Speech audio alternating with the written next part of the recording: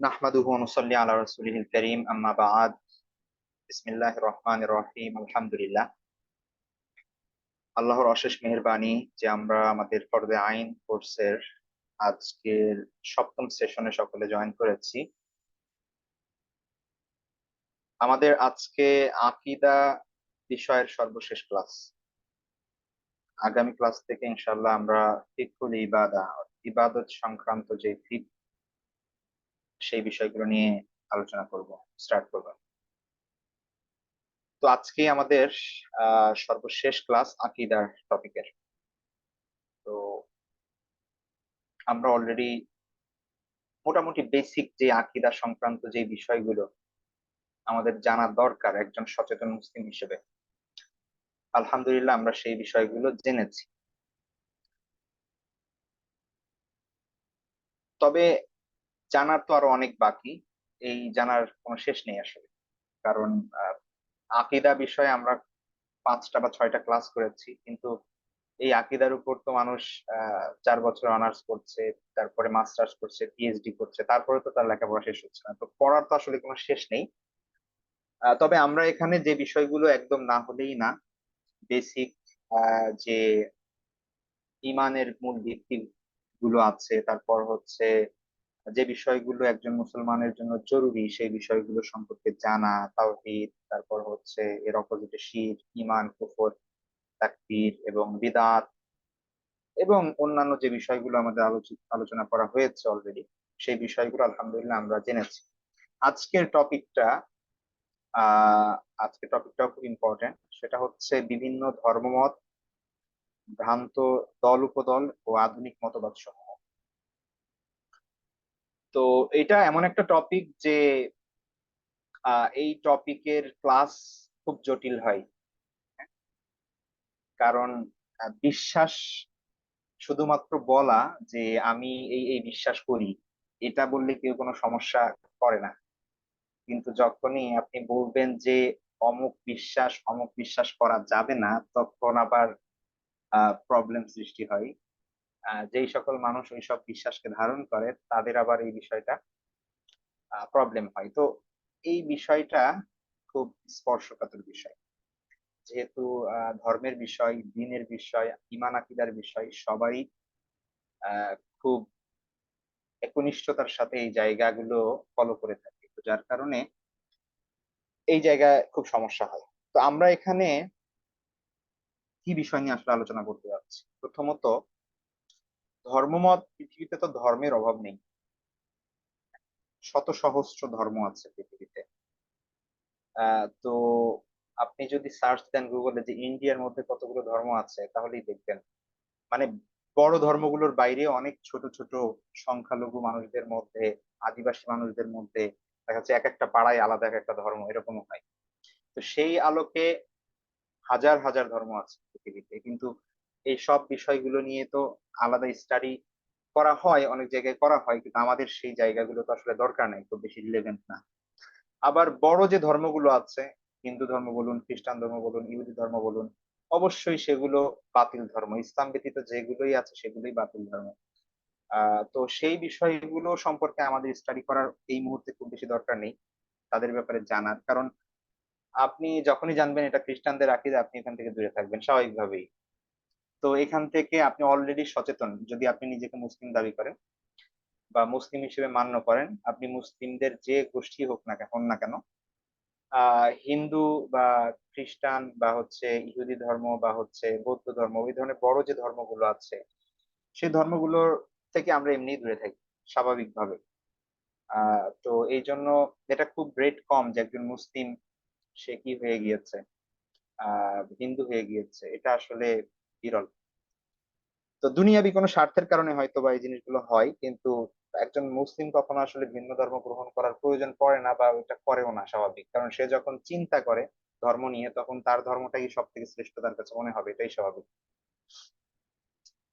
তো এই জন্য আমাদের ওই ওই বিষয়গুলোর দরকার নেই। তো আমরা এখানে আসলে কি বিষয়টা হচ্ছে, ইসলামের নামে যেই ধর্মগুলো প্রচলিত আছে, ইসলামের নামে যেই গোষ্ঠী দল উপদল আছে, ঠিক আছে, সেই দিকগুলো আমরা সংক্ষেপে কিছু জিনিস আমরা তুলে ধরবো ইনশাল্লাহ, এবং একদম মুসলমানদের সাথে ওতপ্রোতভাবে জড়িত যে জিনিসগুলো, ঠিক আছে, সেই বিষয়গুলো আমরা জানবো ইনশাল্লাহ। তো একটা হচ্ছে যে আপনাকে যদি হিন্দুরা যদি এই এই বাংলাদেশে এসে ধরুন, অথবা ইন্ডিয়া থেকে প্রচারণা চালাই যে হিন্দু ধর্মের দীক্ষা দেওয়ার জন্য মুসলমানদেরকে দাওয়াত দেয়, এইটা আহ তারা তো মানে 100 বছর চেষ্টা করেও দেখা যাচ্ছে দুইজন মুসলমান পারবে না, দাওয়াতি কার্যক্রম চালাই পারবে না হিন্দু ধর্মে দীক্ষিত করতে, স্বাভাবিকভাবেই। কিন্তু আমরা কি জানি যে মুসলমান থেকে মানুষ ইসলামের বাইরে চলে যাচ্ছে, ইসলামের নামে আরো অনেক ফেরকা, আরো অনেক মতবাদ, আরো অনেক ভ্রান্ত দল এবং ভ্রান্ত ধর্ম আছে যেগুলো খুবই ডেঞ্জারাস, কিন্তু মানুষ ইসলামই মনে করছে, সেগুলাকে মনে করছে যে ইসলাম ধর্ম, তো যার কারণে তার ইমান সমস্যার মধ্যে পড়ছে, খতরার মধ্যে পড়ছে, কিন্তু সে জানতে পারছে না। তো এই জিনিসগুলো ডেঞ্জারাস, তো এই বিষয়গুলো একটু আলোচনা করতে হবে। তো আমরা মূলত যে জিনিসগুলো আজকে আলোচনা করতে যাচ্ছি, এখানে সংক্ষিপ্ত একটা লিস্ট তো এখানে দেয়া আছে, আপনারা দেখতে পাচ্ছেন। এখানে আজকে আমরা যে বিষয় নিয়ে আলোচনা করব, আহ আমাদের জন্য খুব রিলেটেড যে বিষয়গুলো, তার মধ্যে কিছু বিষয় আছে যেগুলো একদম প্রাচীন মতবাদ ইসলামের, একদম সাহাবিদের যুগ থেকেই যে মতবাদগুলো শুরু হয়েছে, যে ফিরকাগুলোর উৎপত্তি হয়েছে ইসলামের একদম প্রথম শতাব্দীতে, সেই দিকগুলো থেকে শুরু করে একদম আধুনিক সময় পর্যন্ত যে বিষয়গুলো আছে, সেই বিষয়গুলো নিয়ে আমরা চেষ্টা করব, যেগুলো আমাদের সাথে রিলেটেড। এখন আপনারা প্রশ্ন করতে পারেন যে ইসলামের প্রাথমিক যুগে যেই ধ্যান ধারণা ছিল মানুষের, ওগুলো তো আমাদের কাছে স্পষ্ট, তো সেগুলো আমাদের এই মুহূর্তে পড়ার দরকার কি? ওগুলো তো আসলে দরকার নেই। মানে এই আধুনিক সভ্যতায়, আধুনিক সমাজে খারেজিদের ব্যাপারে পড়ে কি হবে, মুতাজিলা পড়ে কি হবে, মুরজিয়া পড়ে কি হবে? তো এটা আমাদের বুঝতে হবে যে খারেজি নামে নতুন সম্প্রদায় নাই, কিন্তু তাদের আকীদা বিশ্বাস রাখে এমন মানুষ থাকতে পারে। মুতাজিলা এই নামে সম্প্রদায় সম্প্রদায় নেই এখন, একটা সময় ছিল, কিন্তু মুতাজিলা যে যে আকীদা ছিল, সেই আকীদার মানুষ বা গোষ্ঠী এখন থাকতে পারে, ঠিক আছে। তো এই জন্য তাদের ব্যাপারে আমরা খুব বেশি ডিটেলসে যে স্টাডি করার সুযোগ আছে এমন না, কিন্তু খুব স্বল্প পরিসরে। আমাদের এতগুলো আজকে টপিক, আমাদের লেকচার শিট আজকে 20 পৃষ্ঠার মতো প্রায়, তো আমাদের সবগুলো পড়ার সময়ও হবে না, হ্যাঁ, যেহেতু সময় খুবই সংক্ষিপ্ত। এই জন্য আমরা বেসিক কিছু কথা বলবো যেগুলো খুব দরকার, আপনারা শোনার চেষ্টা করবেন, প্লাস আপনাদের যখন লেকচার শিটটা দিয়ে দেওয়া হবে, আপনারা এটা একটু ভালো করে পড়বেন। অনেক আর্টিকেল দেওয়া আছে এখানে, এখানে এখানে পুরোটা আমার লেখা না, আমি জাস্ট মানে সংকলন করেছি বলতে পারেন, কিছু জিনিস লিখেছি, বাকি অধিকাংশ মানে রিজনেবল এবং অথেন্টিক সোর্স থেকে আমি কিছু জিনিস কপি করা হয়েছে, সেগুলো এখানে আনা আছে, তো আপনারা সেটা পড়তে পারেন, কোনো সমস্যা নেই, এবং এই সম্পর্কে আইডিয়া নিতে পারেন। তো এখানে খুব সংক্ষেপে কিছু বিষয় দেওয়া আছে, এর বাইরেও এর বাইরেও আমাদের আরো অনেক বিষয় থাকবে যে বিষয় সম্পর্কে আমাদের জানা দরকার। তো ওইটা যাদের কিউরিসিটি আছে তারা ফার্দার স্টাডি করতে চাইলে করতে পারেন যে কোনো বিষয়ে, সেটা তো অবশ্যই সবার জন্য সেই রাস্তা খোলা আছে। যাই হোক, আমাদের প্রথম আজকে যে বিষয় সেটা হচ্ছে খারেজি, মুতাজিলা, মুরজিয়া। আমি দেখুন এখানে এগুলাকে একটা গ্রুপ গ্রুপ করে দিয়েছি, কারণ এগুলোর সাথে একটা একটা সম্পর্ক আছে। প্রথমে আমরা দেখব খারেজি, মুতাজিলা এবং মুরজি। আমরা হয়তো বা ফেসবুকে থাকার কারণে, সোশ্যাল মিডিয়াতে থাকার কারণে বিভিন্ন সময় এই ধরনের নাম শুনে থাকি, হ্যাঁ, খারেজি, মুতাজিলা, মুরজিয়া, জাহমিয়া, মুজাসসিমা, ঠিক আছে, এই ধরনের বিভিন্ন শব্দ আমরা শুনি, হয়তোবা কোন স্কলারের মুখে শুনি, অথবা কারো লেখায় পড়ি, কমেন্টে পড়ি, কিন্তু হয়তোবা আমরা বুঝি না যে জিনিসটা আসলে কি। তো সেই জিনিসগুলো আজকে একটু বোঝার। দেখুন, খারেজিদের নিয়ে প্রথমে যদি আলোচনা করা হয়, ইসলামের একদম শুরুর দিকে খারেজিদের উৎপত্তি। খারিজিদের বলার আগে, খারিজি প্রসঙ্গে যাওয়ার আগে আরেকটা গুরুত্বপূর্ণ বিষয় আমার মনে এসেছে, সেটা একটু বলে নেই। এই বিষয়টা সবার একটু খুব ভালোভাবে জেনে রাখতে হবে। দেখুন, আপনারা সকলেই জানেন একটা হাদিস আল্লাহ রাসূল সাল্লাল্লাহু আলাইহি ওয়াসাল্লাম, যে হাদিসটা ইফতিরাকুল উম্মাহ হাদিস নামে প্রসিদ্ধ, হ্যাঁ, অথবা আল ফিরকাতুন নাজিয়া এই হাদিস নামে অনেকে জানে, যেখানে আল্লাহ রাসূল সাল্লাল্লাহু আলাইহি ওয়াসাল্লাম বলেছেন যে বনু ইসরায়েলের মধ্যে 72 ফেরকা ছিল, 72টি দলে তারা বিভক্ত ছিল। আমার উম্মত 73টি দলে বিভক্ত হবে এবং সবাই জাহান্নামে যাবে একটি দল ব্যতীত। তো এই এই আল্লাহ রাসূল সাল্লাল্লাহু আলাইহি ওয়াসাল্লামকে জিজ্ঞেস করা হলো যে, হে আল্লাহ রাসূল, সেই দল কোনটি, যেই দলটি জান্নাতে যাবে? তো আল্লাহ রাসূল সাল্লাল্লাহু আলাইহি ওয়াসাল্লাম বললেন যে, মা আনা আলাইহি ওয়া আসহাবি, যে যার উপর আমি এবং আমার সাহাবায়ে কেরাম আছে। তো এই হাদিসটা আমরা মোটামুটি সবাই জানি, হ্যাঁ? এবং আমরা যখন এই মুসলমানদের দিকে তাকাই, আমরা দেখি তারা বিভিন্ন ভাগে বিভক্ত, বিভিন্ন মতাদর্শ লালন করছে। তো এইখানে একটা বিষয় আমাদের ভালো করে মাথায় রাখতে হবে। সেটা হচ্ছে যে ২ টা টার্ম। একটা হচ্ছে ইখতিলাফ, আর একটা হচ্ছে ইফতিরাক। স্কলাররা ২ টা ভাগ করেছেন আলাদা। হাদিসের মধ্যে যেই পার্থক্যটা আছে, যেই শব্দটা উল্লেখ করা হয়েছে যে তাফতারিকু উম্মতি, উম্মতি অর্থাৎ আমার উম্মত বিভক্ত হবে। ইফতেরাক শব্দ উল্লেখ করা হয়েছে। ইফতেরাক শব্দের অর্থ হচ্ছে একদম বিভক্ত হয়ে যাওয়া, ঠিক আছে? দল উপদলে বিভক্ত হয়ে যাওয়া। আর আরেকটা শব্দ আমরা খুব বেশি শুনি ফিকহের ক্ষেত্রে, বিশেষ করে সেটা হচ্ছে ইখতিলাফ। ইখতিলাফ মানে হচ্ছে মতানৈক্য। তো ইফতিরাক এবং ইখতিলাফ কখনো এক না, খুব ভালো করে মাথায় রাখি। মানে আমাদের মাথায় বর্তমানে একটা চিন্তা ঘুরপাক খায়, সেটা হচ্ছে কেউ আমার বিপরীত মত পোষণ করছে, আমি যেই কাজটা করছি তার বিপরীত আরেকজন করছে। সিমিংলি অ্যাপারেন্টলি মনে হচ্ছে যে সে আর আমি, সে ক আমি খ, সে এ আমি বি। আর হাদিসের মধ্যে আছে যে উম্মত অনেক দলে বিভক্ত হবে, একটা দল জান্নাতে যাবে। আর তখন আমার মনে হয় ও জান্নাতি না আমি জান্নাতি, আমি ভালো দলে আছি না ও ভালো দলে আছে, আমি কি গোমরা না ও গোমরা। তখন দেখা যায় কি নিজের মানে নিজেকে ঠিক রেখে বা নিজে যে বিশ্বাস করি বা নিজে যে আমল করি সেটার প্রতি একটা ভালো ধারণা রেখে অন্যদের আমরা খুব বেশি খারাপ বলতে থাকি। এবং যার কারণে যেটা হয়, সমাজে এখন দেখা যাচ্ছে খুব বেশি গোলযোগ এবং সমস্যা আমাদের দিনী ভাই বোনদের মধ্যে। কারণ কি? কারণ তারা মনে করে যে যে আমার মত পোষণ করছে না, আমি যেটা করছি সেটাই তো ঠিক। সুতরাং আমার বিপরীতে যারা আছে, আমার মতের বাইরে যারা আছে, আমার আমলের বাইরে যারা আমল করছে, তারা আসলে ওই 72 ফেরকার মধ্যে, তারা তো জাহান্নামী দল। তাদেরকে তো আমি দাওয়ার উদ্দেশ্যে হোক বা হচ্ছে তাদেরকে আমার বিদ্রূপ করার উদ্দেশ্য হোক বা তাদের উপর আমি রাগান্বিত হই, হিংসান্বিত হই, যেভাবেই হোক তাদেরকে আমার ছোট করার রাইট আমার আছে। এই ধরনের একটা চিন্তা আমাদের মধ্যে থাকে। যার কারণে পোস্টের মাধ্যমে হোক, কমেন্টের মাধ্যমে হোক, ভিডিওর মাধ্যমে হোক, বিতর্কের নামে হোক, বিভিন্ন ভাবে আমরা একজন আরেকজনকে হেয় করার চেষ্টা করি, ঠিক আছে? কিন্তু খুব ভালোভাবে একটা জিনিস আমাদের মাথায় রাখতে হবে, এখন আপনাদের বলে দিই আমি। সেটা হচ্ছে হাদিসে যে শব্দটা উল্লেখ আছে ইয়াফতারিকু উম্মাতি, হ্যাঁ, অথবা তাফতারিকু উম্মাতি, সেটা হচ্ছে ইফতিরাক শব্দ বা ইফতিয়াল। আপনারা যদি 70% পড়ে থাকেন বুঝতে পারবেন, ইফতারাকা ইয়াফতারিকু। ফরক শব্দ মূল অক্ষর হচ্ছে ফারাক, আরেকটা হচ্ছে খ লাম ফা, ইখতিলাফ। এটাও বাবে ইফতিয়াল থেকে ইখতিলাফ, এটা মানে হচ্ছে মতানৈক্য, আর এটা হচ্ছে পৃথক হয়ে যাওয়া, আলাদা হয়ে যাওয়া, বিভক্ত হয়ে যাওয়া। এটা সর্বসম্মতিক্রমে উম্মাহের সর্বসম্মতি মত হচ্ছে যে ইখতিলাফ মানে ইফতিরাক না। ইখতিলাফ হলে, মতানৈক্য হলে, কোনো একটা পার্টিকুলার মাসআলার ব্যাপারে মতানৈক্য হওয়া মানে দুইটা ভাগে বিভক্ত হয়ে যাওয়া না। একই উম্মত একই দল থাকতে পারেন আপনি দুইটা মত পোষণ করেও, যদি সেটা দলিলের আলোকে হয় কোনো সমস্যা নাই। কিন্তু এই ইখতিলাফকে কেন্দ্র করে ইফতিরাক বা ফরক, নিজেদের মধ্যে ফরক করা বা বিভক্তি সৃষ্টি করার কোনো কোনো সুযোগ নাই। এটা নিঃসন্দেহে মানে বড় ধরনের কি বলে, আমি মানে শব্দ ব্যবহার করতে হবে খুব সচেতন ভাবে। এইটা বড় ধরনের ভুল বলতে হবে।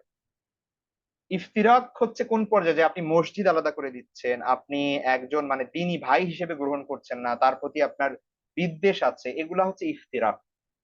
আর পরস্পর সহানুভূতিশীল হওয়া, দ্বীনের কারণে ভালোবাসা, এই জায়গায় এক থাকা, কিন্তু মাসআলারগত কারণে এটা ইখতিলাফ হওয়া, এইটা সাহাবায়ে কেরাম থেকে শুরু করে এই আজকে 1400 বছর পার হয়ে গেছে এখন পর্যন্ত প্রত্যেকটা যুগে প্রত্যেকটা শতাব্দীতে ছিল।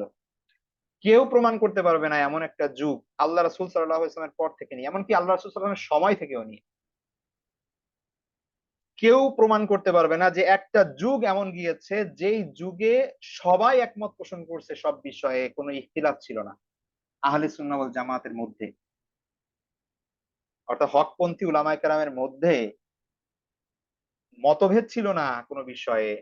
এরকম একটা যুগও আপনি আজ থেকে নিয়ে আল্লাহ রাসূল সাল্লাল্লাহু আলাইহি ওয়াসাল্লাম সময় পর্যন্ত আপনি পাবেন না। সাহাবীদের মধ্যে ইখতিলাফ ছিল, পরবর্তী তাবিদের মধ্যে ইখতিলাফ হয়েছে, তাবির মধ্যে ইখতিলাফ হয়েছে, এভাবেই চলতে আছে, এখনো চলছে। আপনি এই যুগে এসে যদি মনে করেন যে না সবার আমার মতোই হতে হবে, এই চিন্তাটা হচ্ছে সবথেকে বড় বিদআত। নতুন চিন্তা আপনি আনলেন, যেই চিন্তা পৃথিবীর এই পর্যন্ত কোনো স্কলার বলে নাই, এই দাবি করে নাই যে এটা সম্ভব। তো এটা মানতে হবে যে আমাদের উম্মত হিসেবে থাকতে হবে, কিন্তু ইখতিলাফ থাকতে থাকতে পারে দলিলের ভিত্তিতে। সবাই কোরআন হাদিস পড়ছে, সব স্কলাররা দেখছে, কিন্তু সবার আন্ডারস্ট্যান্ডিং একরকম নাও হতে পারে। আমরা ইনশাল্লাহ সামনের ক্লাসে এই ব্যাপার নিয়ে পুরো আলোচনা করবো যে ইখতিলাফ কেন হয়েছে, ইখতিলাফের মূল কারণগুলো কি কি ছিল, এবং ইখতিলাফের কারণে অনেকে স্কলারদের অনেক খারাপ কথা বলেন বা বিভিন্ন ধরনের কুৎসা করেন, এদের ব্যাপারেও বিভিন্ন যুগে যুগে বই লেখা হয়েছে তাদের বিরুদ্ধে, যে কেন ইমামদের মধ্যে ইখতিলাফ ছিল, স্কলারদের মধ্যে ইখতিলাফ ছিল। ইনশাল্লাহ আমরা সেই বিষয়গুলো, এই কারণগুলো সামনের ক্লাসে আমরা দেখব, এবং এই ব্যাপারে আদব আখলাক, ইসলামী বিধান কি বা সাধারণ মানুষের করণীয় কি, সেই বিষয়গুলো আমরা সামনে জানবো। কিন্তু জাস্ট আমি যেহেতু এখানে ফেরকা নিয়ে আলোচনা করছি, এই কারণে এই বিষয়টা আমাদের খুব ভালোভাবে মাথায় রাখতে হবে যে ইফতিরাক এবং ইখতিলাফ দুইটা আলাদা জিনিস। ইখতিলাফ হতে পারে, ইখতিলাফ হয়েও আপনি একটা উম্মার মধ্যে হকপন্থী উলামায়ে কেরামের মধ্যে হতে পারে, কোনো সমস্যা নাই, অর্থাৎ মতানৈক্য। কিন্তু ইফতিরাক মানে হচ্ছে একদম বিচ্ছিন্ন হয়ে যাওয়া, পার্থক্য হয়ে যাওয়া, আলাদা হয়ে যাওয়া, এই জিনিসটা আল্লাহ রাসূল সাল্লাল্লাহু আলাইহি ওয়াসাল্লাম বলেছেন, এবং যেটা মেইনলি হচ্ছে আপনার আমাদের সমাজে এখন অনেক দেখা যায়। তো এই জিনিসটা কাম্য না, হ্যাঁ, ইফতিরাক। তবে আমরা এই বিষয়গুলো এখন জানবো যে আধুনিক প্রবলেম এবং পূর্ববর্তী যে সমস্যাগুলো ছিল মূলত বিশ্বাসগত দিক থেকে, কেউ যদি আকীদাগত দিক থেকে এমন একটা পর্যায়ে চলে যায় যে সে আসলে আহলুস সুন্নাহ ওয়াল জামাতের বাউন্ডারি থেকে বের হয়ে যায়, তাহলে তো সে নিজেই বের হয়ে গেল। ঠিক আছে? তো সেই ব্যাপারে তো সেটা তো অলরেডি সে মানে ইফতেরাক হয়েই গেল, সেটা তো আলাদা ব্যাপার। কিন্তু গ্রহণযোগ্য যে বিষয়গুলো আছে সেই ব্যাপারেও মতানৈক্য থাকতে পারে, এই বিষয়টা আমাদের মাথায় রাখতে হবে যে ইখতিলাফ মানেই ইফতিরাক না।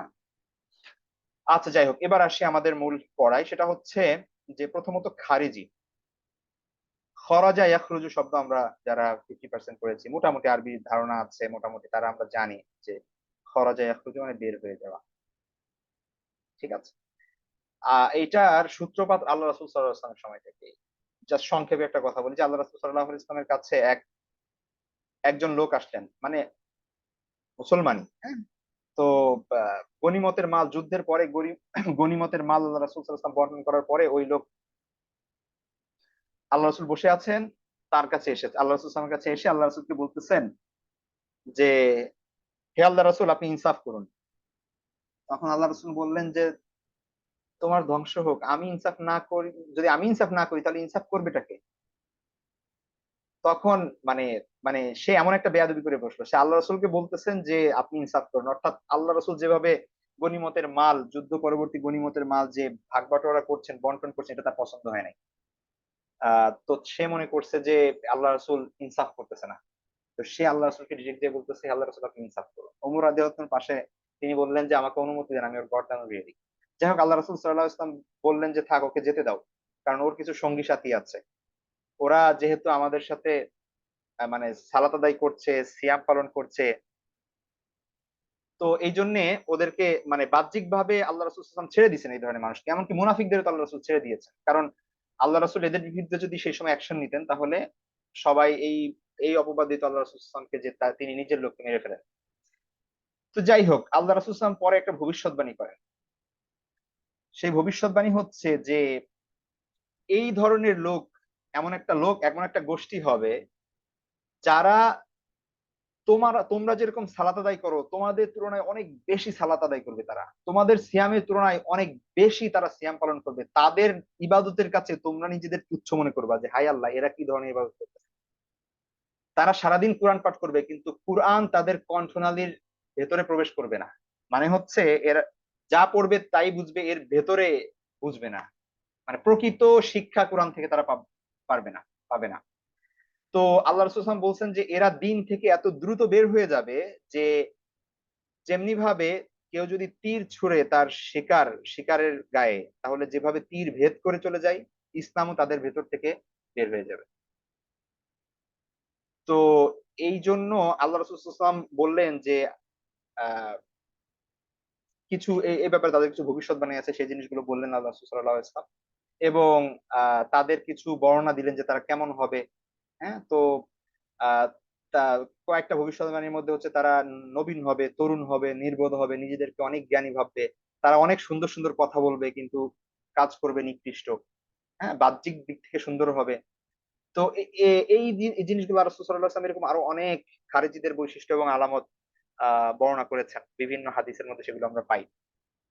এবং আমরাই দেখি যে পরবর্তীতে এই আহ মানে আপনারা বুঝতে পারেন একটা বিষয়, সেটা হচ্ছে যে কিভাবে আল্লাহ রাসূল সাল্লাল্লাহু আলাইহি ওয়াসাল্লামের মৃত্যুর পরে মাত্র কিছুদিন পরেই তাদের মানে তারা প্রকাশ পায়। এবং উমর রাদিয়াল্লাহু আনহু সময় চলে যাওয়ার পরে যখন ওসমান রাদিয়াল্লাহু আনহু ক্ষমতায় আসেন, উসমান রাদিয়াল্লাহু আনহুর শাসন আমলে সেই সময় তার খেলাফতকালে আমরা দেখি যে একদল লোক উসমান রাদিয়াল্লাহু তাআলা আনহুকে পর্যন্ত পাপিষ্ঠ বলে, তাকে খেলাফতের অযোগ্য বলে, তার বিরুদ্ধে বিদ্রোহ করে তাকে শহীদ করে দিচ্ছেন। মানে আল্লাহ রাসূলের এইরকম একজন সাহাবী, তাকে পর্যন্ত তারা গুনাহগার বলে, তারপরে হচ্ছে ইসলাম থেকে বের হয়ে গেছে এই দাবি তুলে তারা শহীদ করে দেন। এমন একটা এমন একটা মতবাদ এই খারেজি মতবাদ। তো এই খারেজি মূলত এদেরকে বলা হয়, এদের বিভিন্ন আকীদা ছিল। তার মধ্যে একটা আকীদা হচ্ছে আপনার যে ঈমানের ব্যাপারে তাদের আকীদা ছিল যে কেউ যদি গুনাহ করে অর্থাৎ পাপ করে, তাহলে সেই পাপী আর মুসলমান থাকে না। অর্থাৎ কেউ যদি পাপ করে তাহলে তারা কোরআন থেকে হাদিস থেকে বিভিন্ন দলিল দিতে থাকলো। যেখানে আল্লাহ কুফরের হাদিসের মধ্যে আল্লাহ রাসূল কুফরের কথা বলেছেন কবিরা গুনার ক্ষেত্রে, অথবা হচ্ছে আপনার ইসের কি বলে কোরআনের মধ্যে আল্লাহ সুবহানাহু ওয়া তাআলা বলছেন যে তার আনুগত্যের কথা, যে আনুগত্য করতে। সুতরাং কেউ যদি আল্লাহর কোন বিধান না মানে, আমাদের মতে আহলুস সুন্নাহ ওয়াল জামাতের মতে তারা হচ্ছে গুনাহগার। ঠিক আছে? কিন্তু সে মুমিন থাকবে যতক্ষণ না পর্যন্ত সে কুফরি কোনো বিশ্বাস বা শিরকি কোনো কর্মকাণ্ড যতক্ষণ পর্যন্ত সে না করে। ঠিক আছে? কিন্তু তারা হচ্ছে এইখানে খুব বেশি করলো যে আহ মানুষের আমলটাও ইমানের এমন অন্তর্ভুক্ত যে কেউ যদি বদামল করে তাহলে সে ইমান থেকে বের হয়ে যায়, অর্থাৎ কুফরি করে। সুতরাং যত মানুষ সেই সময়ে ধরুন আল্লাহ রাসূল সাল্লাল্লাহু আলাইহি ওয়াসাল্লাম চলে যাওয়ার পরে সাহাবীদের সময়, সেই সময় আস্তে আস্তে মানুষের মধ্যে একটু পাপাচারও বাড়তে লাগলো। তো তারা এক পাশ থেকে সবাইকে কাফের ফতোয়া দিতে লাগলো এবং তারা ব্যতীত বাকি সবাই কাফের। সাহাবীদেরকে এমনকি কাফের ফতোয়া দিয়ে তাদের বিরুদ্ধে তারা অস্ত্র ধরলো। তো এই হচ্ছে মূলত আহ খারেজিদের হিস্ট্রি। হ্যাঁ? তো এখন আহ এই এটার পরবর্তীতে এদের আরো অনেক বিস্তৃত ইতিহাস আছে, আপনারা একটু এখানে পড়ে নিবেন, কিছু বিষয় দেওয়া আছে। সব বলতে গেলে এটার পিছিয়ে অনেক সময় চলে যাবে। তো যাই হোক, আলী রাদিয়াল্লাহু তাআলা আনহুকে মূলত এই খারিজিরাই মূলত উসমান রাদিয়াল্লাহু হত্যা করে এবং আলী রাদিয়াল্লাহু তাআলা আনহুকে ক্ষমতায় আদিষ্ট করে এবং পরবর্তীতে আলী রাদিয়াল্লাহু তাআলার বিরুদ্ধে চলে যায় এরা। যেহেতু আলী রাদিয়াল্লাহু মুয়াবিয়া রাদিয়াল্লাহু তাআলার সঙ্গে আলী রাদিয়াল্লাহু তাআলার একটা ঝামেলা হয়, ভুল বোঝাবুঝি হয়। এবং মুয়াবিয়া রাদিয়াল্লাহু তাআলার সঙ্গে পরে যখন আলী রাদিয়াল্লাহু তাআলার সন্ধি হয়ে যায়, তখন এরা আলী রাদিয়াল্লাহু তাআলার বিরুদ্ধে চলে যায়। এবং যাই হোক, সেই সময় আলী রাদিয়াল্লাহু তাদের দমন করেন এবং পরবর্তীতে আবার বিভিন্ন সময় তারা মাথাচাড়া দিয়ে ওঠে। এরাই হচ্ছে প্রথম মানুষ যারা হচ্ছে একটা আলাদা ফিরকা হয়ে যায়, মুসলমানদের থেকে বের হয়ে যায়। এদেরকে খারেজি বলা হয়। অর্থাৎ মুসলমানদের থেকে তারা বের হয়ে গিয়েছে। এবং তারা বিভিন্ন ধরনের আলী রাদিয়াল্লাহু তাআলা আনহু এবং মুয়াবিয়া রাদিয়াল্লাহু তাআলা সহ অন্যান্য সাহাবীদের ভুল ধরে এবং বলে যে এরা পাপী ব্যক্তি, সুতরাং এরা শাসক হওয়ার অযোগ্য। এবং শেষ পর্যন্ত আলী রাদিয়াল্লাহু তাআলা আনহুকে হত্যা করে এরা। রাদিয়াল্লাহু হত্যা করার চেষ্টা করে, আলী রাদিয়াল্লাহু হত্যা করার চেষ্টা করে, কিন্তু মুয়াবিয়া রাদিয়াল্লাহু তাআলা আনহু সেই দিন মানে ঘটনাক্রমে যাই হোক সেটা তাকদীরের ফাইসালা, তিনি বেঁচে যান। কিন্তু আলী রাদিয়াল্লাহু তাআলা আনহু তিনি তাদের হাতে নিহত হন, শাহাদাত বরণ করেন। তো এটা হচ্ছে সর্বপ্রথম যে মুসলমানদের মধ্যে বিভক্তি এবং আলাদা একটা দেখুন মুসলমানদের মধ্যে তো ইখতিলাফ ছিল, তাই না? মুয়াবিয়া রাদিয়াল্লাহু তাআলা আনহু এক পক্ষে ছিল, আলী রাদিয়াল্লাহু তাআলা আনহু এক পক্ষে ছিল। আমরা বলছি এই সময় এসে আমাদের কাছে মনে হচ্ছে যে দুইজনই সঠিক ছিল, কিন্তু আলী রাদিয়াল্লাহু তাআলা আনহুর হয়তো বেশি সঠিক ছিলেন। মানে আমরা এখন দেখে মনে হয় সাহাবীদের ব্যাপারে আমাদের আকীদা হচ্ছে তাদের ব্যাপারে কোনো ধরনের খারাপ মন্তব্য, কটু কথা এগুলো বলা যাবে না। তাদের থেকে যে ভুল হয়েছে সেটা ইচ্ছাকৃত না, সেটা ছিল অনিচ্ছাকৃত। তো কারণ আল্লাহ সুবহানাহু ওয়া তাআলা সরাসরি তাদের ব্যাপারে সাক্ষী দিয়েছেন কোরআনের মধ্যে যে আল্লাহ তাদের ব্যাপারে সন্তুষ্ট। সুতরাং যেহেতু সাহাবীদের ব্যাপারে বলেছেন, সাহাবীদের পুরো জামাতের ব্যাপারে আমাদের এই বিশ্বাস যে তারা হচ্ছে সত্যপন্থী এবং তারা ইচ্ছা করে একজন আরেকজনের সাথে হিংসাবশত কোনো ধরনের অন্যায় আচরণ করেননি বা যুদ্ধ বিগ্রহ করেননি। তো আধুনিক সময়ে এসে বিভিন্ন স্কলার বা হচ্ছে বিভিন্ন সো কল্ড ঐতিহাসিক তারা বিভিন্ন অ্যাপ্রোচে দেখার চেষ্টা করেছেন এবং সাহাবীদের দোষ বের করার চেষ্টা করেছেন, কিন্তু এ ব্যাপারে আমাদের সতর্ক থাকতে হবে যে সাহাবীদের দোষারোপ করা, তাদের গালমন্দ করা, তাদের কে নিয়ে কটু কথা বলা, এইটা আহলুস সুন্নাহ ওয়াল জামাতের আহ আকীদা না। এই এই এই ধরনের কেউ যদি করে তাহলে স্বাভাবিকভাবে বুঝতে হবে সে একটা ভ্রান্ত মতবাদের মধ্যে আছে। বাকি এই যে যারা হচ্ছে আল্লাহ রাসূল সাল্লাল্লাহু আলাইহি ইসলামে মারা যাওয়ার ইন্তেকাল করার পরে জন্মগ্রহণ করেছে এবং যখন খলিফাদের সেই সময় শাসনকাল চলছে তারা তরুণ যুবক, তারা এখন মনে করতেছে তারাই সব থেকে বেশি পরহেজগার এবং সাহাবীদেরকে তারা দোষারোপ করছে। তো এরাই মূলত আলাদা একটা ফিরকা হয়ে গেল। কিন্তু দেখুন একটা জিনিস বোঝার ব্যাপার বলি আপনাদের, সেটা হচ্ছে আলী রাদিয়াল্লাহু তাআলা আনহু, মুয়াবিয়া রাদিয়াল্লাহু তাআলা আনহু, তাদের মধ্যে কিন্তু বৈপরীত্য ছিল। আয়েশা রাদিয়াল্লাহু তাআলা আনহা, আলী রাদিয়াল্লাহু তাআলা আনহু, তাদের মধ্যে কিন্তু বৈপরীত্য ছিল। একজন সাহাবী আর একজন সাহাবী পলিটিক্যাল দিক থেকে বিভিন্ন ইখতিলাফ ছিল, কিন্তু তার মানে কি এই যে ইনি আলাদা আর ইনি আলাদা, দুই ফিরকা? কখনোই না। এটা কেউ আপনাকে বলবে না যে আলী রাদিয়াল্লাহু তাআলা আনহু এবং মুয়াবিয়া রাদিয়াল্লাহু তাআলা দুইজন দুই ফিরকার।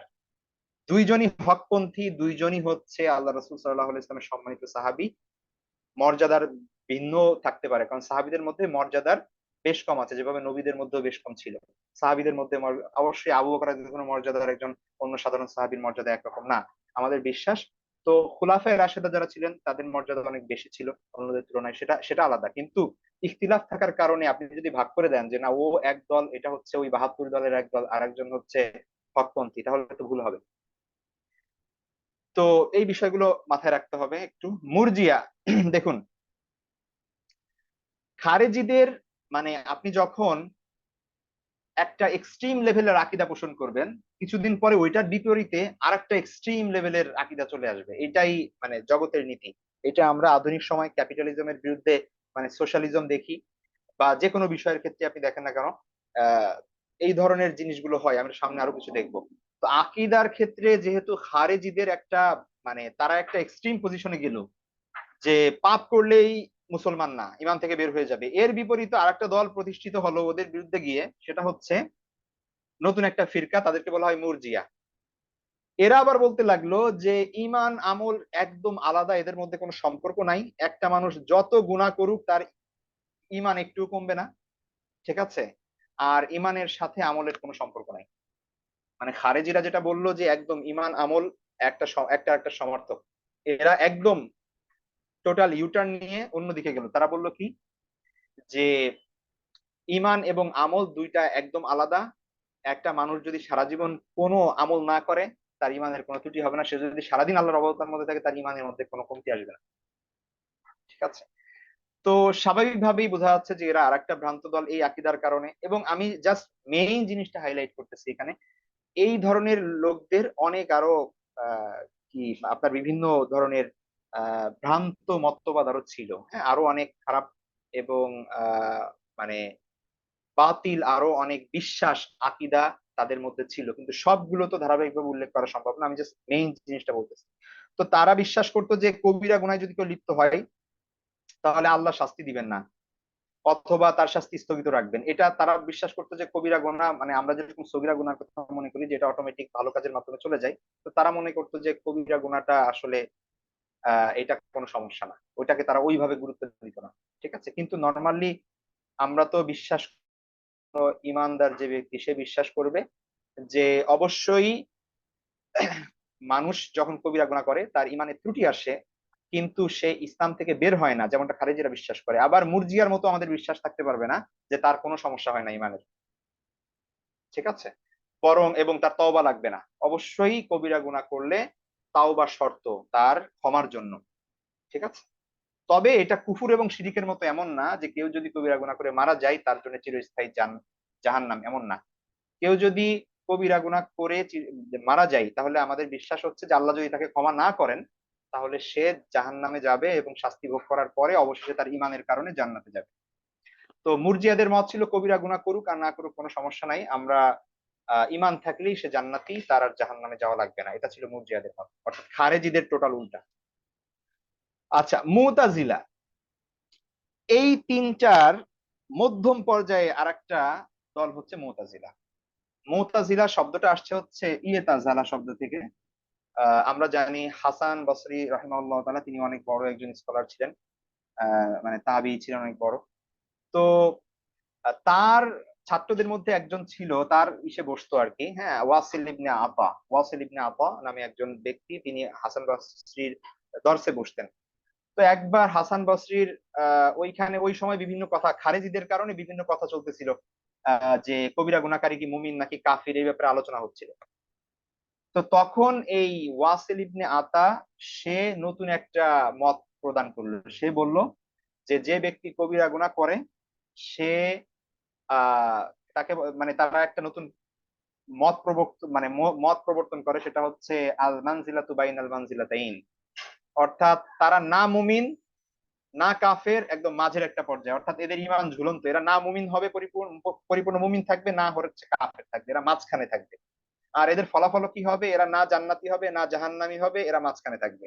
তো নতুন একটা, যেটার কোনো কোরআন হাদিসে কোনো রেফারেন্স নাই, নতুন করে তারা এটা ভাবলো, ঠিক আছে, সে এটা ভাবলো এবং সে এটা বলে সেখান থেকে চলে গেল। হাসান বসরি রাদিয়াল্লাহু রাহিমাহুল্লাহ তাআলা কি বলবেন বা তার উস্তাদের কি মত, সে সেটা শোনার প্রয়োজন বোধ করলো না, সে সেখান থেকে চলে গেল ইখতিলাফ করে। তো তখন হাসান বসরি রাহিমাহুল্লাহ তাআলা বললেন যে আহ ইয়েতাজালা আন্না ওয়াসেল, অর্থাৎ ওয়াসেল আমাদের থেকে পৃথক হয়ে গেছে। তো এই ইয়েতাজালা শব্দ থেকে মুতাজিলা আসছে, অর্থাৎ এই পরবর্তীতে এই ওয়াসিল ইবনে আতার মতাদর্শ যারা লালন করো তাদেরকে বলা হতো যে পৃথক, অর্থাৎ মুতাজিলা। তো এরা যে সবাই মানে ইচ্ছা করে মানে ইসলামের মধ্যে ফাটল ধরানোর জন্য এমন করছে, ব্যাপারটা এমন না। ওদের হয়তো বা উদ্দেশ্য ভালো ছিল, এমন হতে পারে যে ওরা দেখতেছে যে একজন মানুষ কবিরা গুনাহ করবে, খারাপ কাজ করবে, মানুষ হত্যা করবে, মিথ্যা বলবে, তারপরে ডাকাতি করবে, আহ মদ খাবে, এই মানুষ আবার ইমান থাকবে কিভাবে, আবার কাফের হয়ে যাবে, এটাও সে মেনে নিতে পারলো না। তো নতুন একটা আবিষ্কার করলো, যে তার যুক্তিতে যেটা ধরলো আর কি, সেটা হচ্ছে যে এটা তাইলে মাঝখানে একটা বিষয়, অর্থাৎ সত্যও না মিথ্যাও না, মাঝখানে একটা বিষয়। তো এই মুতাজিলা এরা অনেকটা লজিক্যাল ছিল, লজিক দিয়ে এরা চিন্তা করতো, হ্যাঁ, অনেক বেশি রেশনাল ছিল। এবং আধুনিক সময়ে অনেক মুতাজিলি আছে, ঠিক আছে, অনেক মুতাজিলি, আধুনিক মুতাজিলি আছে, নিজেদেরকে মুতাজিলা পরিচয় দেন না, কিন্তু তারা রেশনালিস্ট বলা হয় এদেরকে। মানে ইসলামিক রেশনালিস্ট যারা, ওরাই হচ্ছে মুতাজিলা মূলত। মানে ওই সময়ের মুতাজিলি মানে মুতাজিলা যারা ছিল তাদের আকীদাগুলো যদি দেখা হয়, তাহলে এরা সবকিছু বিবেক দিয়ে চিন্তা ভাবনা করে রেশনালাইজ করতো সবকিছু, এবং যদি রেশনাল হতো তাহলে সেটাকে তাদের আকীদা বানায় নিত, ব্যাপারটা হচ্ছে এরকম ছিল। তো তাদের আরো বেশ কিছু প্রবলেম ছিল, এটা হচ্ছে তাদের মেইন যে সমস্যা, সেটা মুতাজিলা। এটা হচ্ছে মূলত এটা বলতে পারেন যে খারেজি যারা ছিল তাদের এগেইনস্টে মুরজিয়া আসে, আবার এই দুইটার মধ্যে ভারসাম্য রাখতে গিয়ে মুতাজিলা ফিরকা তৈরি হয়। এই তিনটা ফিরকাই মূলত এরকম। এখন আমাদের সময় এসে বা ইতিহাসে দেখলে এদের অস্তিত্ব সব সময় ছিল। তিন ফেরকার কথাই বলি, সব সময় ছিল, হয়তো এই নামে ছিল অথবা বিভিন্ন নামে ছিল, ঠিক আছে, কিন্তু এদের এদের অবস্থা, এদের অস্তিত্ব ইতিহাসে সবসময় ছিল, এখনো আছে। এটা গেল মুতাজিলার বিষয়। তো আমরা প্রথমে যে তিনটা বিষয় বুঝলাম সেটা হচ্ছে খারেজি, মুতাজিলা এবং মুরজিয়া। এখন কথা হচ্ছে যে এরা কি ইসলাম থেকে বাহিরে? এখন এটার উত্তর হচ্ছে যে না, শুধুমাত্র এই বিশ্বাসগুলোর কারণে ইসলাম থেকে তারা বের হবে না, বরং আমরা তাদেরকে ভ্রান্ত ফেরকা হিসেবে, ইসলামের গণ্ডির মধ্যে কিন্তু ভ্রান্ত ফেরকা হিসেবে হিসেবে সাব্যস্ত করব। এরা আহ মানে কুফুর বা শিরিক জাতীয় বিষয় তাদের দ্বারা যদি সংগঠিত হয় আলাদাভাবে, তাহলে সেটার কারণে তাদের তাকফির করা যেতে পারে। কিন্তু এই যে মতবাদ, এটা আমরা আহ ভ্রান্ত মতবাদ হিসেবে জানবো। কিন্তু ইসলাম থেকে বের হয়ে না, বরং তারা ইসলামের মধ্যেই আছে। আচ্ছা, এবার আসুন জাবরিয়া এবং কাদরিয়া। আমরা জিম বা র, বাংলায় আমরা শব্দ বলি জবরদস্তি। সবাই অর্থ জানি জবরদস্তি মানে কি। জবরদস্তি মানে হচ্ছে আপনার জোরাজুরি করা, জোর করা, বাধ্য করা, মানে আপনি রাজি না তারপরেও জোর করে চাপিয়ে দেওয়া, সেটা হচ্ছে জবরদস্তি বলি আমরা। তো জাবর শব্দ থেকে আসছে জাবারিয়া, এর অর্থ হচ্ছে বাধ্যতা। ঠিক আছে। তো জাবারিয়া হচ্ছে ওই সম্প্রদায় যারা বিশ্বাস করে, মানে এরা মূলত তাকদীরের যে বিশ্বাসটা, এদের মূল প্রবলেম এই জাবরিয়া এবং কাদেরিয়া, এদের মূল প্রবলেম হচ্ছে তাকদীর নিয়ে। দেখেন তাকদীরের ব্যাখ্যা কি আমরা অলরেডি আমাদের যে আরকানুল ইমান, ইমানের খুঁটিসমূহ যে ক্লাস, সেখানে আমরা মোটামুটি ভাবে আলোচনা করেছি যে তাকদীর হচ্ছে তিনটা বিষয়ের নাম: আল্লাহর এলেম, আল্লাহর ইচ্ছা ইরাদা, আর একটা হচ্ছে সবকিছু লিখিত মাকতুব। এই তিনটার সমন্বয় হচ্ছে তাকদীর। অর্থাৎ আমাদের বিশ্বাস করতে হবে যে আল্লাহ সবকিছু জানেন, সবকিছু আল্লাহর নিয়ন্ত্রণেই আছে, এবং আল্লাহ আমাদের, তবে আল্লাহ কি করছেন, আমাদেরকে স্বাধীন ইচ্ছা দিয়েছেন। আমরা যখন আমাদের ইচ্ছা দিয়ে আমরা কাজকর্ম করব, সেটাও আল্লাহর ইচ্ছাই হচ্ছে, যেহেতু আল্লাহ আমাদের ইচ্ছা দিয়েছেন, সুতরাং এটাও এক ধরনের আল্লাহর ইচ্ছা। ঠিক আছে। এবং আমরা যে কাজকর্ম করব এটার পুরো দায়িত্ব আমাদের, এটার রেসপন্সিবিলিটি আমাদের। আমি যদি গুনাহ করি তাহলে এটার শাস্তি আমার ভোগ করতে হবে, এটার জন্য আল্লাহকে দায়ী করা যাবে না। আবার যদি আমি ভালো কাজ করি তো আল্লাহ সেটার প্রতিদান দিবেন, এবং সেটা তাওফিক আল্লাহর পক্ষ থেকে। এটা হচ্ছে একটা ভারসাম্যপূর্ণ আমাদের আমাদের যে বিশ্বাস। কিন্তু তাকদীর নিয়ে অনেক ঘাটাঘাটি করতে গিয়ে এই দুই শ্রেণীর মানুষ দুইটা প্রান্তিকতায় চলে গেল। জাবরিয়া বলা হয় ওই মানুষদের, ওই যারা বিশ্বাস করে যে মানুষের কোনো স্বাধীন ইচ্ছা, স্বাধীন শক্তি, কর্মের ক্ষমতা, স্বাধীনতা কিছু নাই। অর্থাৎ কোরআনের বিভিন্ন আয়াত থেকে তারা দলিল দেয় এভাবে যে এখানে আল্লাহ বলছেন যে আল্লাহ সবকিছু করতে পারেন, আল্লাহ সবকিছু করান, ঠিক আছে, আর সবকিছু আল্লাহর ইচ্ছাই হয়। এই ধরনের যে হাদিস এবং কোরআনের ওইগুলো দিয়ে তারা দলিল পেশ করে যে আমরা, মানুষের কোনো স্বাধীন ইচ্ছা শক্তি নাই, আমরা হচ্ছে পুতুলের মতো, এবং আমরা সেই জিনিসটা করতে বাধ্য যেটা আল্লাহ করান। সুতরাং আমি ভালো কাজ করারও আমার কোনো তাও ইচ্ছে নাই, গুনাহ করারও আমার কোনো ক্ষমতা নাই। আমি যা কিছুই করতেছি একটা রোবট যেভাবে তার মধ্যে মানে প্রোগ্রাম করা থাকলে সে অটোমেটিক করে, আমরা তেমন করতেছি। ঠিক আছে, আমাদের কোনো ইচ্ছা শক্তির এখানে কিছুই নাই।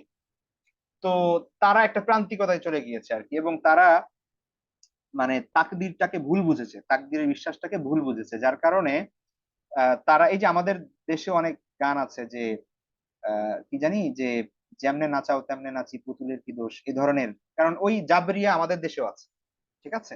তো যারা এই বিশ্বাস করে যে আমরা তো পুতুল, আমাদের কোনো ইচ্ছা শক্তি নাই, আমাদের কোনো কর্মক্ষমতা নাই, আমরা আমাদের যেভাবে নাচানো হয় আমরা সেভাবেই নাচি, আবার আল্লাহ আমাদেরকে জান্নাতে দিলেও তিনি দিবেন, জাহান্নামে দিলেও দিবেন, এখানে আমাদের আসলে কিছুই করার ক্ষমতা নেই। তো তারা এক ধরনের কি বলে, সবকিছু ছেড়ে নিজের মতো করে বসে থাকে, আসলে বসে থাকে না, নিজের কাজকর্ম সব করে, শুধু দিনের ধর্মীয় কাজগুলো করে না। তো এই হচ্ছে জাবরিয়া সম্প্রদায়, অদৃষ্টবাদ, অদৃষ্টবাদী বিশ্বাসী। তো এইটারই আরেকটা ধরন হচ্ছে ওই যে যদি থাকে নসিবে আপনা আপনি আসিবে, এই ধরনের যে গানগুলো আমরা দেখি, এই টাইপের, যে এরা কোন ধরনের মানে এরা বেশি আল্লাহর উপর তাওয়াক্কুল, মানে যতটুকু শরিয়া বলছে আমাদেরকে এবং সাথে সাথে কাজের কথা বলছে, ওরা এক ধাপ এগিয়ে গিয়ে এক প্রান্তিকতায় চলে গিয়েছে। ঠিক আছে। তো স্বাভাবিকভাবেই তাদের তাকদীরের প্রতি বিশ্বাস বা এই ধরনের যে বিশ্বাসগুলো আছে, এগুলো এগুলো পুরোপুরি সঠিক না, বরং তারা প্রান্তিকতার মধ্যে আছে। যার কারণে ইসলাম থেকে তো শুধুমাত্র এই বিশ্বাসের কারণে ইসলাম থেকে তারা বের হয়ে যাবে না, কিন্তু অবশ্যই সেটা একটা ভ্রান্ত মতবাদ, যেটা আমাদের বর্তমান সময়ে আছে এবং এটা যুগে যুগেই ছিল, যেটার উৎপত্তি এই জাবরিয়া থেকে। এদের আরো কিছু আপনার এখানে বিশ্বাসের কথা দিয়ে দেওয়া আছে, সে জিনিসগুলো এখানে একটু দেখে নিবেন।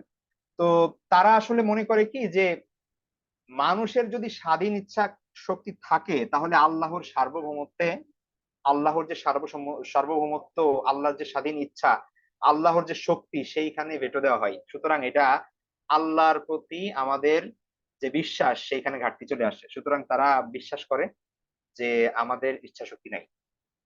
এই হচ্ছে জাবারিয়া। এর অপোজিটে একদম টোটালি ইউটার্ন, মানে আবারও বলছি যে যেখানে একটা গোষ্ঠী প্রান্তিকতায় চলে যাবে, তার বিপরীতে ওদের রদ করতে গিয়ে আর একটা দল কি হয়ে যায়, আর এক প্রান্তিকতায় চলে যায়। তো এখানেও সেই বিষয়টাই হয়েছে কাদেরিয়া। কাদেরিয়া শব্দের অর্থ হচ্ছে কদর থেকে, কদর মানে ক্ষমতা, শক্তি, মর্যাদা বা তাকদীর। তো অধিকাংশ স্কলারের মতে কাদেরিয়া শব্দটা আসছে হচ্ছে কদর থেকে, অর্থাৎ এরা কদরকে, তাকদীরকে সম্পূর্ণ অস্বীকার করে ফেললো। তারা বলল যে তাকদীর যদি বিশ্বাস করি তাহলে এটা আল্লাহর ইনসাফের বিরুদ্ধে। কিভাবে ইনসাফের বিরুদ্ধে? তারা বলল যে তাকদীর মানে কি, তাকদীর মানে পূর্বে লিখিত আছে সবকিছু অমন এভাবেই হবে। তো তারা তাকদীরটাকে অস্বীকার করলো। তারা বলল কি, যদি সবকিছু লিখেই থাকেন আল্লাহ, তাহলে আল্লাহ কাউকে জান্নাতে দিচ্ছেন, কাউকে জাহান্নামে দিচ্ছেন, তাহলে এটা তো আমার কিছু করার নেই। তাহলে এটা তো আল্লাহ জাহান্নামে দিলেও সেটা আল্লাহর দোষ, আর জান্নাতে দিলেও সেটা আল্লাহর অনুগ্রহ।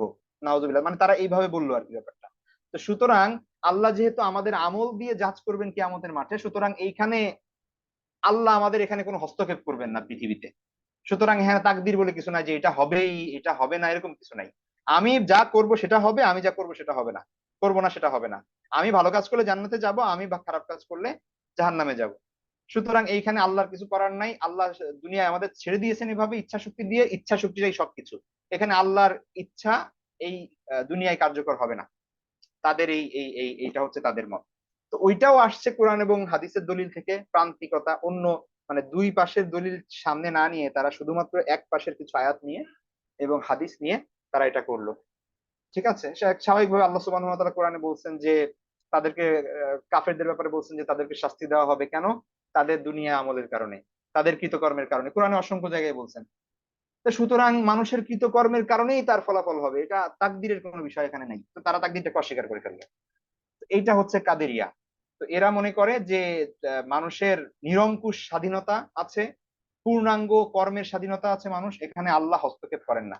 কিন্তু আমরা তো একটা মাঝের দিকের বিশ্বাসী, অর্থাৎ আমরা তাকদীরেও বিশ্বাস করি, আমরা এটাও বিশ্বাস করি যে আমাদের আমলের হিসাব হবে, আবার এটাও বিশ্বাস করি যে তাওফিক আসে আল্লাহর পক্ষ থেকে, দুয়া মাঝখানে কাজ করে, অনেক বিষয় আছে এখানে। শুধুমাত্র যে কোনো একটা দিকে চলে যাওয়া, আর একটা দিককে অস্বীকার করে ফেলা, এটা হচ্ছে প্রান্তিকতা।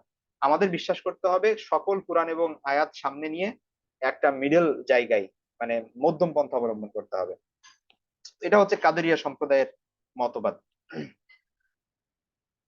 তো কাদেরিয়া জাবরিয়া, আবার বলি, জাবরিয়া হচ্ছে যারা তাকদীরের উপর বিশ্বাস করে নিজেদের স্বাধীন ইচ্ছা শক্তির আহ মানে বিরুদ্ধে, এবং মনে করে যে ইচ্ছা শক্তি বলে কিছুই নাই, নিজেরা পুতুল, এদেরকে অদৃষ্টবাদী বলা হয়। আর কাদেরিয়া যারা, তারা হচ্ছে তাকদীরকে অস্বীকারী, মনে করে যে মানুষের ইচ্ছাটাই সবকিছু, মানুষ সবকিছু করতে পারে, এখানে আল্লাহর কোনো ক্ষমতা মানে মানে আল্লাহর ক্ষমতা এটা বলে না। তারা তারা বলে যে আল্লাহর ক্ষমতা পৃথিবীতে, এটা আল্লাহ করেন না। ঠিক আছে, অথচ আমরা আমাদের প্র্যাকটিক্যাল লাইফে যদি চিন্তা করি, আমরা অনেক কিছু দেখতে পারবো যে আমরা ইচ্ছা করলেও হচ্ছে না, এটা হয়তো আল্লাহ আর একটা কিছু লিখে দিয়েছে, হঠাৎ করে পেয়ে গেছি। আবার আমি চাই না এমন জিনিস আমার লাইফে চলে আসে যেটা আল্লাহ দিচ্ছেন আমাকে। তো এই জিনিসগুলো কিভাবে হয়? এটা তো একটা মানুষ তার লাইফ অবজার্ভ করলেই এই জিনিসগুলো বুঝতে পারবে যে এই আকিদাটা ভুল। আচ্ছা, এবার আসুন পরবর্তী জায়গায়, সেটা হচ্ছে মুজাসসিমা এবং মুসাব্বিহা। মুজাসসিমা মুসাব্বিহা কাইন্ড অফ সেম, এর বিপরীতে হচ্ছে জাহমিয়া। আচ্ছা, প্রথমত মুজাসসিমা এবং মুসাব্বিহা। মুজাসসিমা শব্দের অর্থ হচ্ছে দেহবাদ, আর মুসাব্বিহা মানে হচ্ছে সাদৃশ্যবাদ।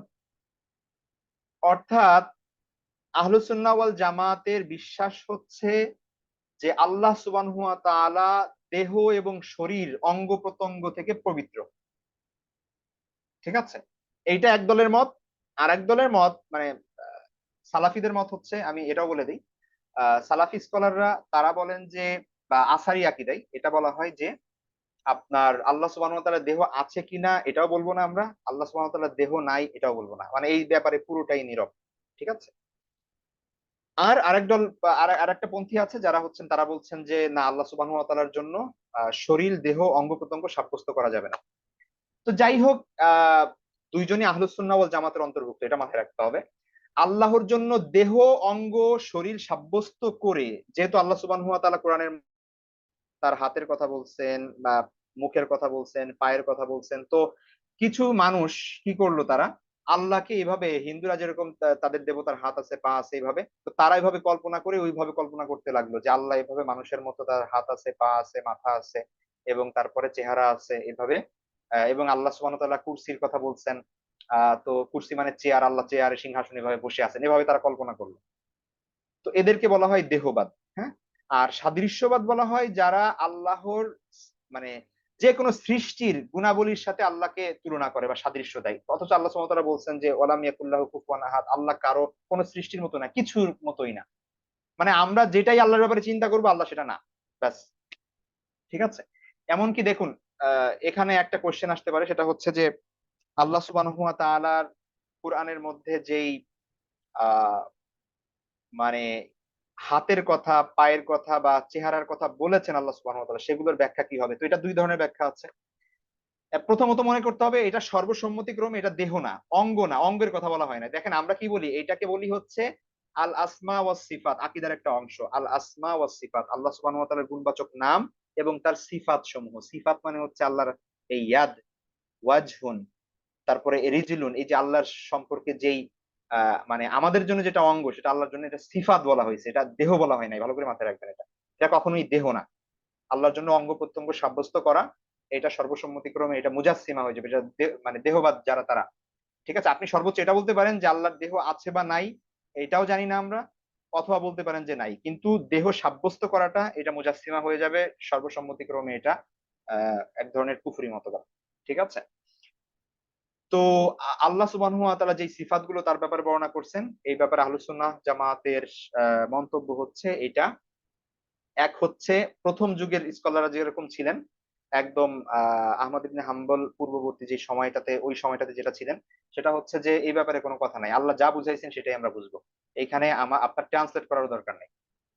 ঠিক আছে? আল্লাহ সুবহানাহু ওয়া তাআলা দেহ থেকে, দিক থেকে পবিত্র। কিন্তু আল্লাহ কোরআনে ওয়াজহুন দ্বারা, ইয়াদুন দ্বারা কি বুঝাইছেন আল্লাহ ভালো জানেন। আপনি ছেড়ে দেন আল্লাহর উপর। যে আল্লাহ যা নাজিল করছেন আমি সব বিশ্বাস করি, আলহামদুলিল্লাহ। আল্লাহ নিজের ব্যাপারে যতটুকু বলেছেন বিশ্বাস করতে, কুল হুয়াল্লাহু আহাদ, আল্লাহুস সামাদ, লাম ইয়ালিদ ওয়া লাম, এই জিনিসগুলো যেগুলো আমরা অলরেডি পড়েছি, আল্লাহর বিশ্বাসের ক্ষেত্রে কি, কি বিশ্বাস করতে হবে। ওই বিশ্বাসগুলো রাখবেন, কিন্তু সিফাতের মাসআলার ক্ষেত্রে আপনি সবচেয়ে সেফ পজিশন হচ্ছে আপনি ছেড়ে দেন যে আল্লাহর উপর। আল্লাহ যেটা বুঝিয়েছেন সেটাই। কিভাবে কি এটা আমাদের ব্যাখ্যা করার কোন দরকার নেই। ঠিক আছে? তো এই বিষয়গুলো নিয়ে অনেক ঝামেলা আছে। আমি ডিটেইলস এ যাচ্ছি না, কারণ এই ব্যাপারগুলো আ সাইডের বিষয়। ঠিক আছে? একদম জরুরি বিষয় না। তো আমাদের যারা এই ব্যাপারে মানে স্পেশালাইজেশন করতে চান তাদের আলাদা এই ব্যাপারে পড়া দরকার। কিন্তু নরমাল সবার এই ব্যাপারে ঘাটাঘাটি করার দরকার নাই। কারণ এই ব্যাপারগুলো হচ্ছে আহলুস সুন্নাহ ওয়াল জামাতের মতে কুরআনের মুকাত্তাআতের অন্তর্ভুক্ত। মানে কিছু আ কুরআনের কিছু আছে মুহকাম আয়াত। আর কিছু আছে হচ্ছে আপনার মুতাশাবিহ। ঠিক আছে? মুতাশাবিহ যে আয়াতগুলো আছে, সাদৃশ্যপূর্ণ আয়াত, সেগুলোর অন্তর্ভুক্ত। আল্লাহ কোরআনে বলেছেন সূরা আল ইমরানের মধ্যে যে এই ব্যাপারে যাদের অন্তরে বক্রতা আছে তারা এটা নিয়ে বেশি ঘাটাঘাটি করে আর কোয়েশ্চেন করে। সুতরাং আমরা এই জায়গায় যাওয়ারই দরকার নাই। শুধুমাত্র আল্লাহর জন্য সব সাব্যস্ত করে দিবেন যে আল্লাহ সুবহানাহু ওয়া তাআলা যেমন আল্লাহর জন্য সাজে, আল্লাহ তেমনই। আল্লাহ এই জিনিসগুলো দ্বারা যে যা বুঝাইছেন, আল্লাহ তেমনই। ব্যাস। এটা তবে দেহ সাব্যস্ত করা, অঙ্গ-প্রত্যঙ্গ সাব্যস্ত করা আল্লাহর জন্য এটা দেহবাদী। ঠিক আছে? অথবা কোন সৃষ্টির সাথে আল্লাহর গুণের অথবা আল্লাহর জাতের তুলনা দেওয়া, এটা হচ্ছে সাদৃশ্যবাদ। এই জিনিসগুলো করা যাবে না। আপনি যদি মনে করেন যে আমি যেরকম দেখি আল্লাহ তেমন দেখেন, তখন এইটা সাদৃশ্যবাদ হয়ে যাবে। আল্লাহ দেখেন কিন্তু আমার দেখার মতো না। ঠিক আছে? অথবা বান্দার যে কাইফিয়াত গুলো, অবস্থাগুলো, এই অবস্থাগুলো আল্লাহর জন্য প্রযোজ্য না। যেমন বান্দা ঘুমায়, বান্দা মানে হাঁটে, চলে, এই যে বিষয়গুলো আছে, মানে সৃষ্টির জন্য যেগুলো প্রযোজ্য, এই তুলনাগুলো আল্লাহর সাথে চলবে না। ওকে, এটা গেল মুজাসসিমা। এখন এইটার বিপরীতে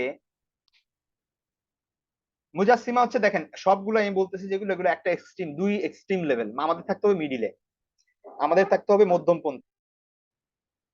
কিন্তু এই যাদের কথাই বলতেছি সবাই হচ্ছে ২ প্রান্তের লোক। এক সাইডের আয়াত, এক সাইডের হাদিস নিয়ে এসে ওই জিনিসগুলোই করেন। তো মুজাসসিমা যারা আল্লাহর সিফাত গুলোকে একদম মানুষের দেহ, অঙ্গ প্রত্যঙ্গের মতো মনে করে একদম দেহবাদী হয়ে গেল। আবার জাহমিয়া এর বিপরীতে গিয়ে কি করলো? আল্লাহর সকল গুণাগুণ এবং সিফাতকে অস্বীকার করলো তারা। ঠিক আছে? অর্থাৎ আল্লাহর যত সিফাত এবং গুণাগুণের কথা বলা হয়েছে কোরআনে এবং সুন্নাহর মধ্যে, হাদিসের মধ্যে, তারা জাহমিয়া আসছে, জাহাম ইবনে সফওয়ান নামে ১ম যুগের একজন ব্যক্তি, একদম মানে পরবর্তী যুগে, ১ম এর পরবর্তী যুগে, যেই সময়ে সে মূলত আ জাদ ইবনে দিনার নামে তার আরেক উস্তাদ ছিল। সে ছিল পথভ্রষ্ট এবং সে মূলত গ্রিক দর্শন দ্বারা প্রভাবিত ছিল। তো তার যে বিভিন্ন যুক্তির আলোকে তারা কি করলো? যুক্তি দিয়ে তারা আল্লাহকে বুঝতে লাগলো, এবং যখন বুঝতে লাগলো তখন তারা মিলাইতে পারলো না আসলে যে এইটা কিভাবে হয়, আল্লাহর জন্য এটা এমন কিভাবে হয়, এটা কিভাবে হয়। তো তারা যেটা করলো সেটা হচ্ছে যে আল্লাহর সকল নাম এবং গুণাবলী তারা অস্বীকার করলো। তো এই জাহাম ইবনে সফওয়ান থেকে মূলত জাহমিয়া শব্দটা আসছে। এদের খুরাসানে দ্বিতীয় শতাব্দীতে, হিজরি দ্বিতীয় শতাব্দীতে খুরাসানে এদের উদ্ভব। তো এদের অনেকগুলো আকীদা আছে, তার মধ্যে একটা তো বললাম আল্লাহর সকল নাম ও গুণাবলী অস্বীকার করতো, কোরআনকে তারা সৃষ্ট মনে করতো। মুতাজিলিদেরও এই আকীদা ছিল যে কোরআন সৃষ্ট, তারা বলতো কোরআনটা মাখলুক। দেখেন, আমাদের আহলে সুন্নাহ ওয়াল জামাতের বিশ্বাস হচ্ছে কোরআন মাখলুক না, কোরআন হচ্ছে আল্লাহর কালাম। কালাম মানে কি? আল্লাহর কথা। তো আল্লাহ যেরকম চিরন্তন, কোরআনটাও চিরন্তন, কারণ এটা আল্লাহর অংশ। আল্লাহর একজন মানুষের একটা কথা, এটা আপনার কথা, আপনার অংশ। তেমনি ভাবে আল্লাহর কালামটাও কালামুল্লাহ, এটাও আল্লাহর অংশ। ঠিক আছে? তো এটা কালামুল্লাহ, এটা আল্লাহর একটা সিফাত। তো এইটা আল্লাহ যেমনি ভাবে মানে অবিনশ্বর, চিরন্তন, তেমনি ভাবে আল্লাহর যত সিফাত এবং গুণ আছে এগুলাও চিরন্তন এবং অবিনশ্বর। এটাও শেষ হবে না, আল্লাহর জাতের সাথে থাকবে। এমন না যে আল্লাহর একটা গুণ আগে ছিল না পরে আসছে। আমরা যেরকম কি করি, প্র্যাকটিস করে নিজেদের ডেভেলপমেন্ট করি, এর আল্লাহ এরকম করেছেন নাউজুবিল্লাহ, এই জিনিসগুলো ভাবা যাবে না। সুতরাং আল্লাহর কালাম এটা আল্লাহর একটা সিফাত, এইটাও আল্লাহর সাথে পূর্বে থেকেই ছিল এবং সবসময় থাকবে। তো এটাকে যখন আমি সৃষ্ট বলবো, সৃষ্টি করা হয়েছে, যেমন পৃথিবী সৃষ্টি করা হয়েছে, তার মানে পৃথিবী একটা সময় ছিল না, আল্লাহ সৃষ্টি করছেন।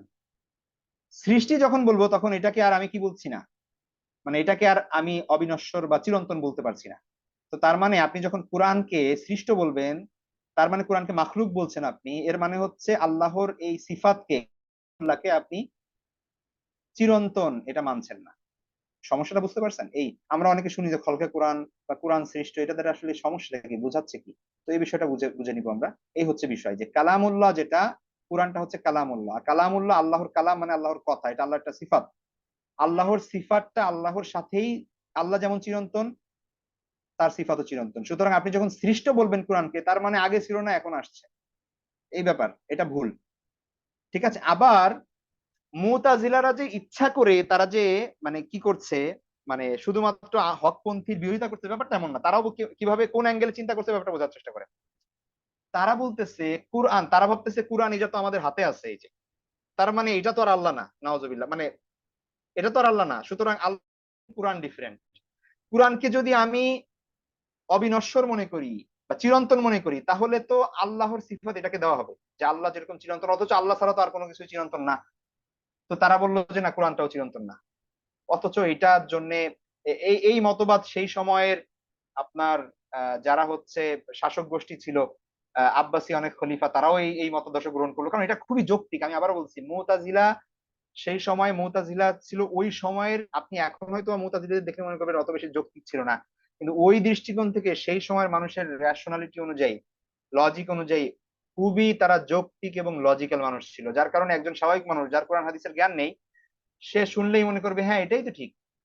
যার কারণে তারা ওই উচ্চ পর্যায়ে, এমনকি শাসক শ্রেণী পর্যন্ত চলে গেল। আহমদ ইবনে হাম্বল রাহিমাহুল্লাহ তাআলার প্রতি এমন অত্যাচার করা হয়েছে, তাকে প্রহার করা হয়েছে, তাকে অত্যাচার করা হয়েছে, তিনি এক কথাই বলছেন যে না, আমি এটা মানবো না, কোরআন মাখলুক। তিনি এটা স্বীকার করেন নাই, কারণ তিনি বুঝতে পারছেন যে আসল সমস্যাটা কোথায়। তো যাই হোক, আহ আল্লাহ সুবহানাহু ওয়া তাআলা কথা বলেন, দেখেন, শোনেন, এগুলো তারা স্বীকার করতো না। এই জাহমিয়ারা আল্লাহর সকল সিফাতকেই, গুণাবলীকেই তারা অস্বীকার করতো। এবং আখিরাতের উপর, যেমন ফুল সিরাত জানি আমরা, সিরাতের উপর, তারপরে মিজানের উপর, তারপরে হচ্ছে এই ধরনের লজিক্যাল যে জিনিসগুলো লজিক্যাল না, তারা এই জিনিসগুলো গ্রহণ করতো না। যেমন ধরেন মিজান অস্বীকার করতো কেন? কারণ কোরআনে এটা তো আছে, আল্লাহ সুবহানাহু ওয়া তাআলা মিজান কায়েম করবেন, অর্থাৎ দাড়িপাল্লা, যে দাড়িপাল্লা মানে হচ্ছে মানে মানে ইনস্ট্রুমেন্ট, মেজারমেন্টের যে ইনস্ট্রুমেন্ট, সেটা হচ্ছে মিজান, যেটা দিয়ে পরিমাপ যন্ত্র এক কথায়। তো আমরা কোরআন হাদিস থেকে জানি যে আমাদের আমল পরিমাপ করা হবে। এখন ওরা লজিক্যালি, দেখুন লজিক্যালি চিন্তা করলো, ওরা তারা রেশনালি চিন্তা করলো যে আমল এটা না দেখা যায়, না ধরা যায়, না এটার ওজন আছে, এটারে আবার মাপবে কিভাবে? তো তারা এটা পুরাই অস্বীকার করলো। বুঝতে পেরেছেন? তো তারা মনে করলো যে মানুষ আমল করতেছে, আমি আমল করতেছি, সেটা তো দেখা যাচ্ছে না, ধরা যাচ্ছে না, এটার কোনো ওজন নাই, এটা আল্লাহ কিভাবে মাপবেন? তো এটা যুক্তিতে ধরে? ধরে না। তারা বললো যে মিজান বলতে কিছু নাই, অস্বীকার করলো। তারপরে পুল সিরাত, সিরাতের কথা যে আছে, সেখানে বলা হয়েছে হাদিসের মধ্যে যে এটা এত সরু হবে, এত পিচ্ছিল হবে, তারপরে এত পাতলা হবে।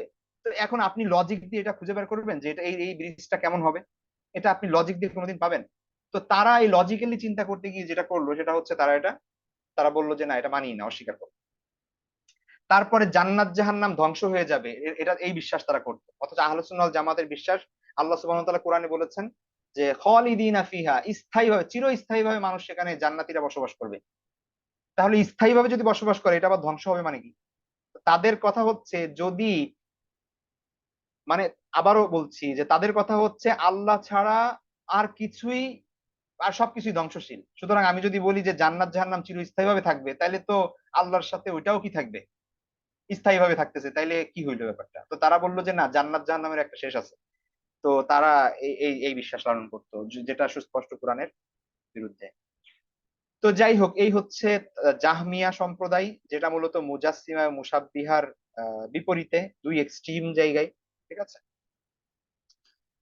এবার আসেন, এইগুলো হচ্ছে সব আমাদের ক্লাসিক্যাল বইগুলোতে এদের বিষয়ে আলোচনা আছে। হ্যাঁ, আকীদার যে কোনো বই নিবেন এদের ব্যাপারে মোটামুটি আলোচনা থাকবে, কারণ এগুলো হচ্ছে একদম ইসলামের শুরুর 2-3 শতাব্দীর মধ্যে এদের আলোচনা ছিল।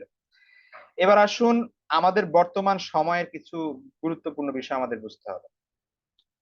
কাদিয়ানি নামটা আমরা শুনেছি, কাদিয়ানি সম্প্রদায়, কাদিয়ানি বলা হয় বা আহমদিয়া বলা হয়। আর এদেরকে পুরা আহমদিয়া মুসলিম জামাত এই নামে চিনে মানুষ, বা এরা নিজেদেরকে পরিচয় দেয়।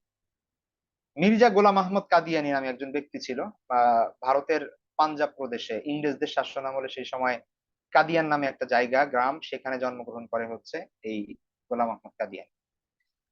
তো যাই হোক, এক কথায় বলি সেটা হচ্ছে, সে তার বিভিন্ন বয়ান এবং বিভিন্ন লেখার মধ্যে বিভিন্ন বক্তব্য আছে, মানে যেটা মানে সেলফ কন্ট্রাডিকশন বলা যায়, এটা কোনো লজিক্যাল মানুষ এটা গ্রহণ করতে পারে না। সে কখনো কখনো নিজেকে নবী দাবি করছে, কখনো কখনো রাসূল সাল্লাল্লাহু আলাইহি ওয়াসাল্লাম যে ভবিষ্যতে মাহদী আসবেন সেটা দাবি করছে, রাসূল সাল্লাল্লাহু আলাইহি ওয়াসাল্লাম ভবিষ্যতে ঈসা আলাইহিস সালাম আসবেন সে কথা বলছেন, ও কখনো কখনো সেটা দাবি করছেন। আবার কখনো কখনো বলছেন যে সে পূর্ণাঙ্গ শরীয়তের দাবিদার। আবার কখনো কখনো বলছেন যে না, সে এই উম্মত, নবীর উম্মত, সে ছায়া নবী। মানে এক এক সময় এক একটা দাবি করেছেন। যাই হোক, মূলত আহমাদিয়া সম্প্রদায়, তারা গোলাম আহমদ কাদিয়ানীকে একজন নবী দাবি করে। সেটা তারা বিভিন্ন ব্যাখ্যা করে, সেটা ছায়া নবী বলুক, আসল নবী বলুক, যাই হোক, এক কথায় তারা আল্লাহর পক্ষ থেকে ঈসা মানে গোলাম আহমদ কাদিয়ানীর কাছে ওহী এসেছে, এবং তাকে না মানলে, তাকে মাসিহ হিসেবে গ্রহণ না করলে ঈমান পরিপূর্ণ হবে না, তাদের এই বিশ্বাস। তো আহ এই হচ্ছে তাদের বিশ্বাস। আর এই বিশ্বাসটা এমন বিশ্বাস যেগুলো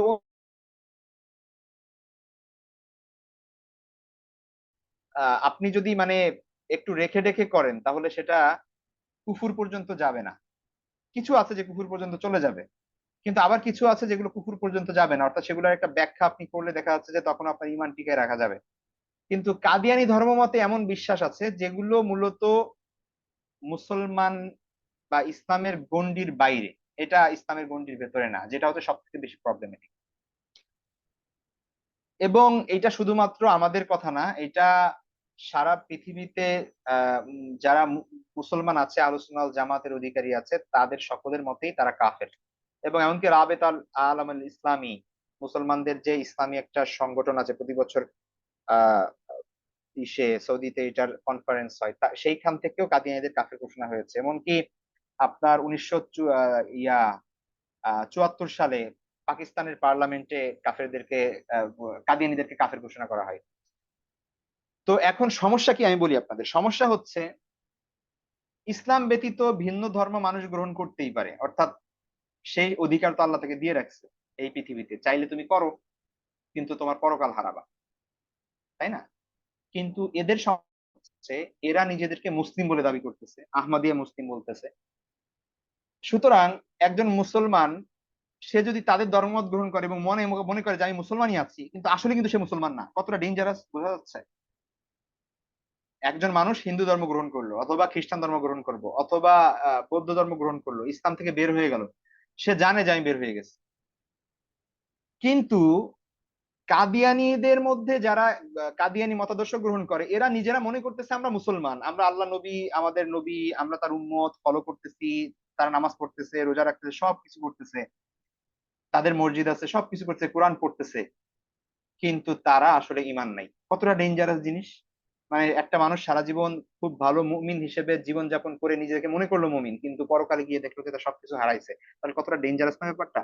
এই কারণে বাংলাদেশে এটার আন্দোলন আছে, খতমে নবুয়ত আন্দোলন, যে তাদেরকে সরকারের দাবি করা হয়েছে যে তাদের কাফের ফতোয়া দেওয়া হোক, অর্থাৎ তারা যে মুসলমান না এই আইন পাশ করা হোক, যাতে করে তারা ইসলামী লিফলেট, ইসলাম নামটা ব্যবহার করতে না পারে। তারা কাদিয়ানি ধর্ম নামে যা খুশি তাই করুক, কিন্তু যখন ইসলাম নামটা থাকবে তখন সাধারণ মানুষ ধোঁকায় পড়বে, বিভ্রান্ত হবে, এবং তাদের আকীদা পোষণ করলে তার ঈমান হারাবে। কিন্তু সে অন্য নামে যা খুশি তাই করুক, সমস্যা নাই, কিন্তু ইসলাম নাম নিয়ে, মুসলিম নাম নিয়ে তারা যেন কোনো কিছু না করে। পাকিস্তানে তারা সেটা পারে না, কারণ হচ্ছে পাকিস্তানে আইন করা হয়ে গেছে পার্লামেন্টে, কিন্তু আমাদের দেশে এটা হয় নাই। ঠিক আছে? তো এই হচ্ছে কাদিয়ানীদের আহ, মূল বিষয়। ওয়েস্টার্ন কান্ট্রিতে খুবই ভয়ানক, ইউকে তে এবং আপনার ইসে কি বলে কানাডাতে বিশেষ করে অনেক বড় এদের প্রচারণা আছে, এবং ওইখানে মানুষ, এরা প্রচুর দাওয়াতি কার্যক্রম করছে খ্রিস্টানদের মধ্যে।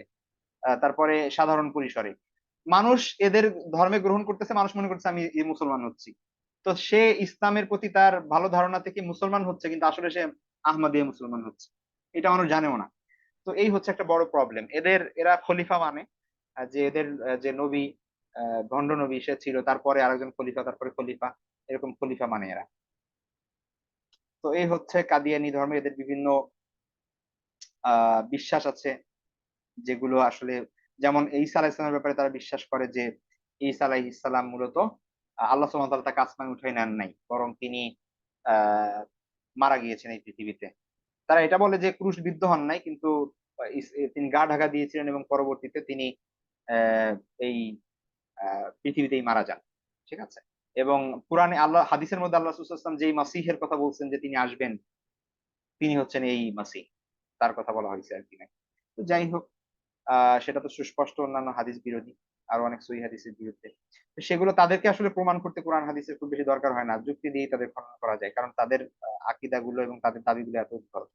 কিন্তু সমস্যা হচ্ছে যে সূক্ষ্মভাবে তারা মুসলমানদের মধ্যে মিশে মুসলমানদের মধ্যে দাওয়াতি কার্যক্রম চালাচ্ছে।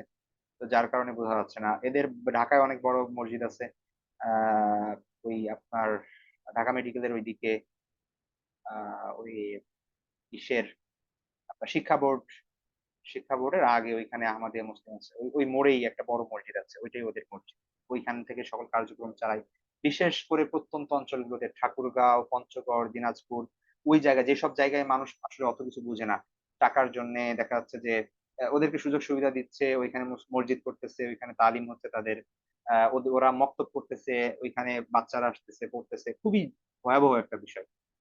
কিন্তু এদের বিরুদ্ধে কত কিছু করা উচিত আমাদের, কিন্তু আমরা নিজেরা, মানে যারা হকপন্থী দাবি করতেছি বা আসলেই হকপন্থী আছি, তারা নিজেদের মধ্যে এমন ছোট ছোট বিষয় নিয়ে ঝামেলা করছি যে আসলে এই বড় বড় জায়গায় হাত দেওয়ার কোনো সুযোগ নাই, সময় নাই মানুষের। সকল এনার্জি, সকল কাজ আমরা ব্যয় করতেছি ইখতিলাফ নিয়ে। ঠিক আছে? এই বিষয়গুলো নিয়ে, অথচ মানুষ অমুসলিম হয়ে যাচ্ছে, কাফের হয়ে যাচ্ছে, আমরা খোঁজ নাই কোনো। আপনারা কি জানেন যে খ্রিস্টান মিশনারি বাংলাদেশে যে তৎপরতা চালাচ্ছে বিভিন্ন এনজিও এর মাধ্যমে, এবং তাদের নিজস্ব প্রত্যেকটা জেলায় আপনি যে দেখবেন সেখানে গির্জা আছে, সেখানে তাদের আলাদা মানে তাদের খ্রিস্ট ধর্মের সব অনেক বড় বড় জায়গা নিয়ে তাদের কর্মকাণ্ড আছে। পাহাড়ি অঞ্চল, প্রত্যন্ত অঞ্চলগুলোতে মানুষ একটা গরুর বিনিময়ে খ্রিস্টান হয়ে যাচ্ছে, কিন্তু তারা খ্রিস্টান নামে খ্রিস্টান বানাচ্ছে না। এরা যেরকম আহমদিয়া মুসলিম বলতেছে, ওরা বলতেছে ইসাই মুসলিম। ঠিক আছে? বলতেছে সবকিছু ঠিক, খালি তুমি যিশুরে মানো, ঈসারে মানো, এরকম হিসেবে তাইলে তুমি ঈসাই মুসলিম হবা, তাহলে তোমার জন্য এটা এটা দুনিয়ায় উন্নতি, আখিরাতে উন্নতি। এরা অসুস্থ হইলে অনেক বড় ডাক্তার, মানে চিকিৎসক এনে এদেরকে ডাক্তার দেখাচ্ছে, সবকিছু সেবার নামে কাজ করছে। এবং একটা জরিপে দেখা যায় যে, এটার কয়েক বছর আগের জরিপ, যে 1 কোটি মানে 1 কোটি খ্রিস্টান হয়ে গেছে অলরেডি, কিন্তু আমাদের আদমশুমারিতে সেগুলো নাই। তারা মুসলমান হিসেবে, মানে আপনার যারা ফিল্ড পর্যায়ে কাজ করে এমন মানুষদের কাছ থেকে যদি শুনেন তাহলে বুঝতে পারবেন যে কতটা ডেঞ্জারাস। আমাদের কিছু ইনভলভ হওয়ার সুযোগ হয়েছিল ছাত্র জীবনে এইসব কাজের সাথে। আহ তো নওগাঁ, তারপর বিভিন্ন অঞ্চলে এদের যে কি কর্মকাণ্ড, একটা মানুষকে, অসহায় মানুষ, তাকে গরু দিছে, সে খ্রিস্টান হয়ে গেছে। একটা মানুষ অসহায়, তাকে ব্যবসার পুঁজি দিছে, সে খ্রিস্টান হয়ে গেছে। তো কি যে খারাপ অবস্থা এক এক একটা এদের। আবার প্রচুর পরিমাণে ফান্ড আসছে ইউরোপ থেকে, আমেরিকা থেকে এদের জন্য। এবং আপনার খাগড়া পার্বত্য চট্টগ্রাম নিয়ে এদের আলাদা প্ল্যান আছে। এগুলা তো অনেক সময় পত্রিকায় আসে।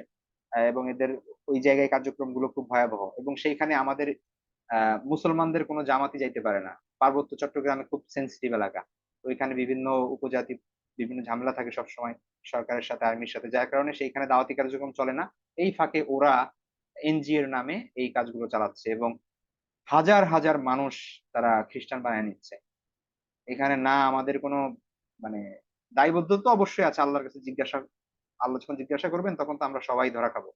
কিন্তু আমাদের একটু বোঝা উচিত যে আমরা আসলে করছিটা কি, হাত কোথায় বাঁধবো, আমিন জোরে বলবো না আস্তে বলবো, যেগুলো হাজার বছর ধরে স্বীকৃত ইখতিলাফ চলে আসছে, সেগুলো নিয়ে এখনো আমরা যে সময় নষ্ট করছি, এই জিনিসগুলোর কি হবে, এগুলো কে দেখবে? এই দায়ভার আলেম সমাজ নিতে হবে একটা সময়, আমাদের নিতে হবে যারা দায়িত্বশীল আছে। যাই হোক, আল্লাহ সবাইকে সঠিক বুঝ দান করুন। আচ্ছা, তারপরে যে বিষয়টা শিয়া, শিয়া ব্যাপারটা এখন খুব বেশি আলোচিত, কারণ হচ্ছে এই রিসেন্টলি ইরানের প্রেসিডেন্ট নিহত হলেন, যার পর থেকে এটা খুব বেশি আলোচনায় আসছে।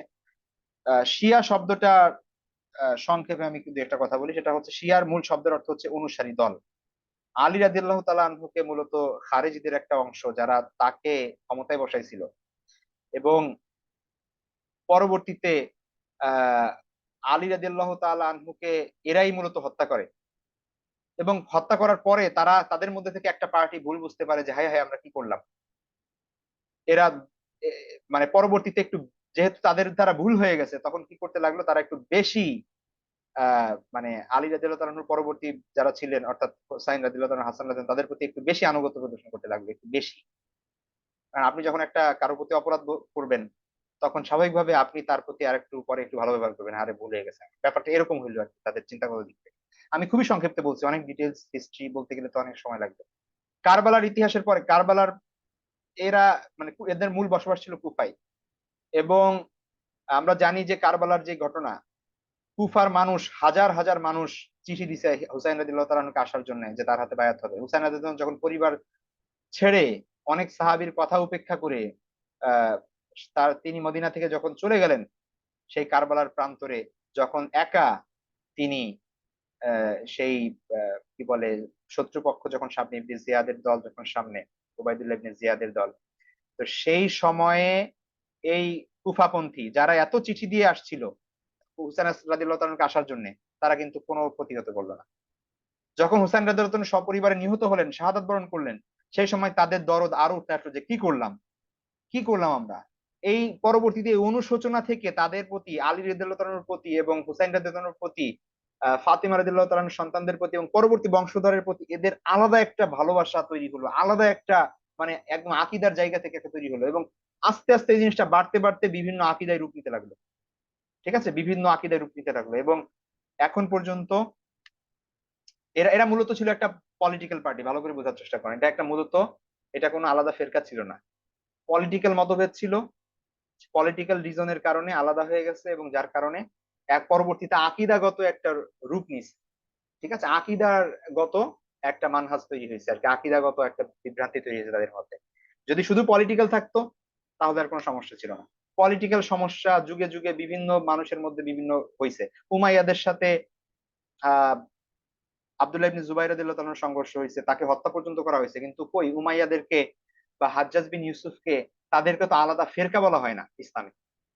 তারা ফাসেক, তারা ভুল করছে, তাদের থেকে ভুল হয়েছে, সেটা ইচ্ছাকৃত হোক বা অনিচ্ছাকৃত হোক যাই হোক, কিন্তু তারা আহলুস সুন্নাহ ওয়াল জামাতের মধ্যেই ধরা হয়। কিন্তু শিয়ারা যেটা হয়েছে সেটা হচ্ছে পলিটিক্যাল ইখতিলাফের কারণে পরবর্তীতে সেটা আকীদাগত বিশ্বাসগত ইখতিলাফের রূপ নেয়, এবং আস্তে আস্তে তাদের মধ্যে বিভিন্ন আকীদা তৈরি হতে থাকে। ঠিক আছে, এবং শিয়াদের মধ্যে এখনো অনেকগুলো দল আছে, শুধু একটা না, বড় আকারে আমরা দেখি যে ইসনা আশারে শিয়া বলা হয়, অর্থাৎ কি বলে, তারপরে হচ্ছে আপনার জায়েদি শিয়া আছে, তারপরে হচ্ছে ইসমাইলি শিয়া আছে, নুসাইরি শিয়া আছে, বিভিন্ন মোটামুটি বড় আকারে তিনটা দল। একটা হচ্ছে ইসনা আশারা, এরা হচ্ছে ইসনা আশারা মানে হচ্ছে 12, ইমামিয়া শিয়া বলা হয় এদেরকে, অর্থাৎ 12 জন ইমাম মানে আলী রাদিয়াল্লাহু থেকে পরবর্তী 12 জনকে এরা ইমাম মানে। এবং শেষ ইমামের ব্যাপারে এদের বিশ্বাস হচ্ছে যে তিনি মারা যান নাই, তিনি লুকায় আছেন কোথাও, শেষ জামানায় আসবেন, তাদেরকে উদ্ধার করবেন, এবং শিয়াদের বিজয় হবে শেষ, তাদের এই আকীদা আছে আর কি। ইসমাইলি শিয়া, জায়েদি শিয়া, নুসাইরি হচ্ছে বর্তমানে হচ্ছে আপনার এই সিরিয়া বাশার আল আসাদ বলেন, তারপরে এরা হচ্ছে নুসাইরি। তো এখন কথা হচ্ছে,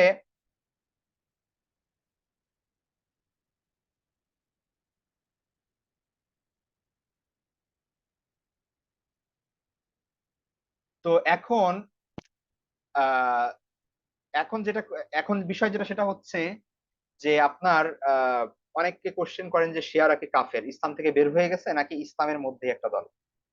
প্রথমত ওয়ার্ল্ড ওয়াইড তাদেরকে তো দেখা হয় দুই ভাবে, ইসলামের দুইটা দল দেখা হয়, একটা হচ্ছে সুন্নি একটা হচ্ছে শিয়া, তারা মুসলিম হিসেবে গণনা করা হয়, কিন্তু আসলে কি তারা কি মুসলমান কি মুসলমান না। তো মূলত হচ্ছে শিয়াদের মধ্যে এই তিনটা বা চারটা দলের কথা বলা হয়েছে, আসলে অনেকগুলো বিভাজন আছে। এমনকি ইসনা আশারের শিয়ার মধ্যে অনেক বিভাজন আছে, ইসমাইলিদের মধ্যে অনেক বিভাজন আছে, অনেক বিভাজন। এদের মধ্যে অধিকাংশই আকীদা এমন যে তারা কুফুর কুফুর শিরিকের মধ্যে চলে যায় স্বাভাবিকভাবেই। তবে কিছু শিয়া আছে যারা হকপন্থী সুন্নিদের কাছাকাছি, এবং তারা ইসলামের গণ্ডি থেকে বের হয় না, যেমন জাইদি শিয়া। যারা জাইদি শিয়া এরা ফিকহের দিক থেকে হানাফি ফিক ফলো করে, আর আকীদার দিক থেকে আহলুস সুন্নাহ ওয়াল জামাতের আকীদাই পোষণ করে, শুধু এইটুক মনে করে যে তারা এইটুক মনে করে যে ইমামত, মানে সরি, তারা এটুকু মনে করে যে রাসূল সাল্লাল্লাহু আলাইহি ওয়াসাল্লামের পরে আলী রাদিয়াল্লাহু তাআলা আনহুর স্থলাভিষিক্ত হওয়ার কথা ছিল, কিন্তু তারা, যাই হোক, তারা বলে যে সেটা হয় নাই, কিন্তু হওয়ার কথা ছিল। তারা ওমর রাদিয়াল্লাহু তাআলা বা আবু বকর রাদিয়াল্লাহু তাআলা তাদেরকে গালি দেন। ঠিক আছে। তো এই ধরনের শিয়া যারা, আমরা বলি এই ব্যাপারটা তাদের ভুল, কিন্তু তারা ইসলামের গণ্ডির মধ্যে। ঠিক আছে, কিন্তু বাকি ইসনা আশারের শিয়া যারা আছে, তারপরে এই যে অন্যান্য যারা আছে, এদের ভ্রান্তি এত চূড়ান্ত পর্যায়ে যে এদেরকে কোনোভাবে মুসলমান বলা যাবে না। আপনারা এখানে কিছু ভ্রান্ত আকীদা বিশ্বাস এখানে দেওয়া হলো, আপনারা যদি সেগুলো দেখেন তাহলে নিজেরাই বুঝতে পারবেন। দেখেন, শিয়ারা তিন খলিফা আবু বকর রাদিয়াল্লাহু তাআলা, ওমর রাদিয়াল্লাহু তাআলা, উসমান রাদিয়াল্লাহু তাআলা কাফির ও জাহান্নামী মনে করে। শুধু এদেরকে না, অধিকাংশ সাহাবীদেরকে, বরং যারা আবু বকর রাদিয়াল্লাহু তাআলা, ওমর রাদিয়াল্লাহু তাআলা আনহু এবং উসমান রাদিয়াল্লাহু তাআলা আনহুর মেনে নিয়েছে, খেলাফত মেনে নিয়েছে, এক কথায় সবাই ধরতে গেলে, তো তারা সবাই কাফের, শুধুমাত্র কারা ব্যতীত। সেই সময়ে তারা বলে যে কিছু সাহাবী এমন ছিল যারা মূলত তাদের খেলাফত মেনে নেন নাই, উপর দিয়ে খেলাফত দেখাইছেন, কিন্তু ভেতরতে উপর দিয়ে আনুগত্য দেখিয়েছেন, কিন্তু ভেতরতে আসলে তারা আলী রাদিয়াল্লাহু তাআলার প্রতি আনুগত্যশীল ছিল। তো এরা বাদে বাকি সবাই কাফের এবং অন্যায় করছে, ইত্যাদি ইত্যাদি। শিয়াদের ব্যাখ্যা অনুযায়ী তারা বলে যে আলী রাদিয়াল্লাহু তাআলার ইমামত মানে না যারা, তারা জাহান্নামী, এবং তারা সকল সাহাবীকে এবং মুসলিমকে কাফের সাব্যস্ত করে এই হিসেবে। ঠিক আছে। এবং আম, এদের আরো কিছু খারাপ ধারণা আছে, আয়েশা রাদিয়াল্লাহু তাআলা আনহা এবং হাফসা রাদিয়াল্লাহু তাআলা আনহা, এনাদেরকে তারা মুনাফিক মনে করে, এবং মনে করে যে রাসূল সাল্লাল্লাহু আলাইহি ইসলামকে এরা হত্যা করছে, আয়েশা রাদিয়াল্লাহু তাআলা দোষ দেয় বিশেষ করে। এবং আয়েশা রাদিয়াল্লাহু তাআলা আনহু, ওমর রাদিয়াল্লাহু তাআলা আনহু এবং আবু বকর রাদিয়াল্লাহু তাআলা আনহু, তাদের ব্যাপারে খুবই খারাপ মন্তব্য করে এরা। আচ্ছা, এটা এটা তো গেল শুধুমাত্র সাহাবীদের ব্যাপারে। হ্যাঁ, সাহাবীদের ব্যাপারে কেউ খারাপ মন্তব্য করলে কি সে ইসলাম থেকে বের হয়ে যাবে কি যাবে না, সেটা আলাদা ব্যাপার। আহ যদি ধরেও নেই যে ইসলাম থেকে বের হয়ে যাবে না, সাহাবীদের ব্যাপারে সে গোমরা হবে, এ ব্যাপারে কোনো সন্দেহ নাই, কিন্তু সামনে যে জঘন্য যে কিছু কোরআনের ব্যাপারে আকীদা আছে, সে ব্যাপারগুলো তাদেরকে নিশ্চিতভাবে ইসলাম থেকে বের করে দেয়। তার মধ্যে হচ্ছে তারা মনে করে যে এক নাম্বার হচ্ছে কোরআনের বিকৃত, বর্তমানে যে কোরআন সেটা বিকৃত, সেটা নাকি আলী রাদিয়াল্লাহু তাআলার কাছে আলাদা একটা ভার্সন ছিল, ওইটা নাকি নাই, এখন এটা বিকৃত হয়ে গেছে। আর একটা হচ্ছে কোরআনে নাকি তারা বলে যে আলী রাদিয়াল্লাহু তাআলা, ফাতেমা রাদিয়াল্লাহু তাআলা, হাসান হুসাইন, এদের সকলের নাম ছিল ইমাম, সকল ইমামদের নাম ছিল, কিন্তু ওই অংশটুকু এরা মুছে ফেলছে আর কি। আমরা নাকি মুছে ফেলছি। তারপরে হচ্ছে আরেকটা এক্সট্রিমিস্ট পর্যায়ের কিছু মানুষের দাবি হচ্ছে যে তারা মনে করে যে মূলত নবী হওয়ার কথা ছিল আলী রাদিয়াল্লাহু তাআলা আনহু। মানে এমন একটা পর্যায়ে চলে গেছে, কিছু কিছু গ্রুপ, সবাই না, আবারও বলছি, কিছু কিছু গ্রুপ, এগুলা খুবই ডিটেলসে আপনাদের পড়া লাগবে যদি পরিপূর্ণভাবে জানতে চান, আসলে পরিপূর্ণভাবে জানা সম্ভব না মানে এই ছোট ছোট ক্লাসে। আমি জাস্ট একটা র্যান্ডম ধারণা দিতে পারি।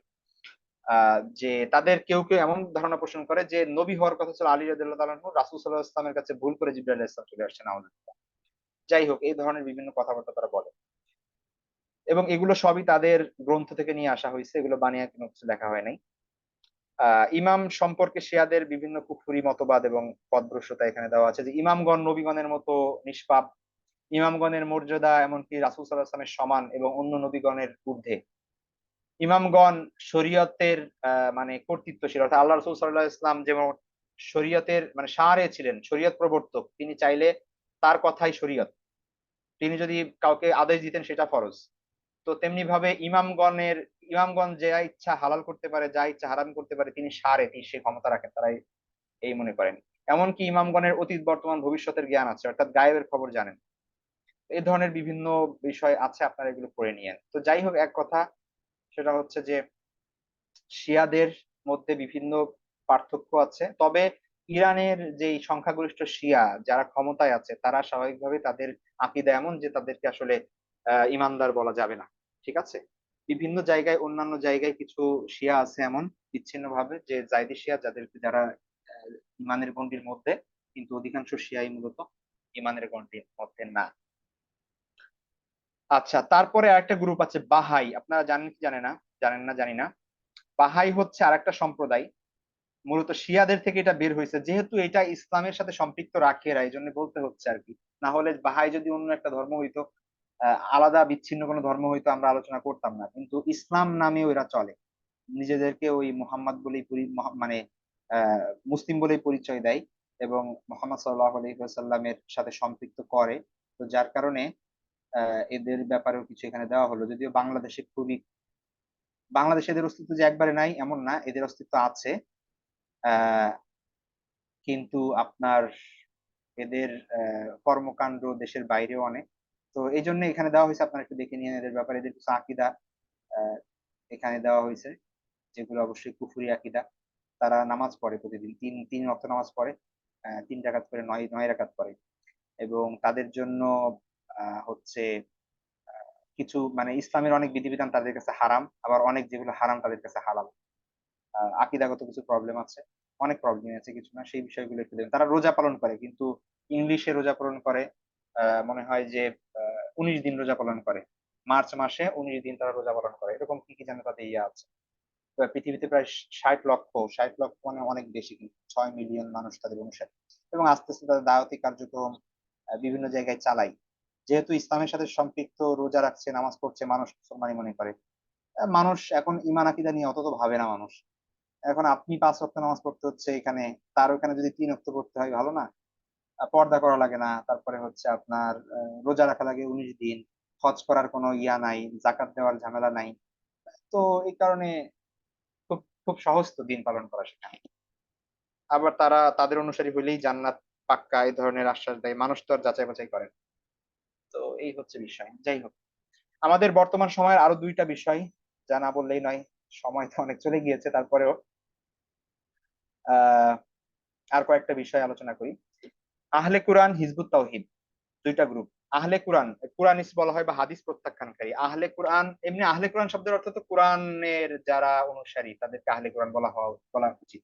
কিন্তু মূলত বর্তমান যুগে আমাদের দেশে বা এই প্রেক্ষাপটে আহলে কুরআন কাদেরকে বলা হয়?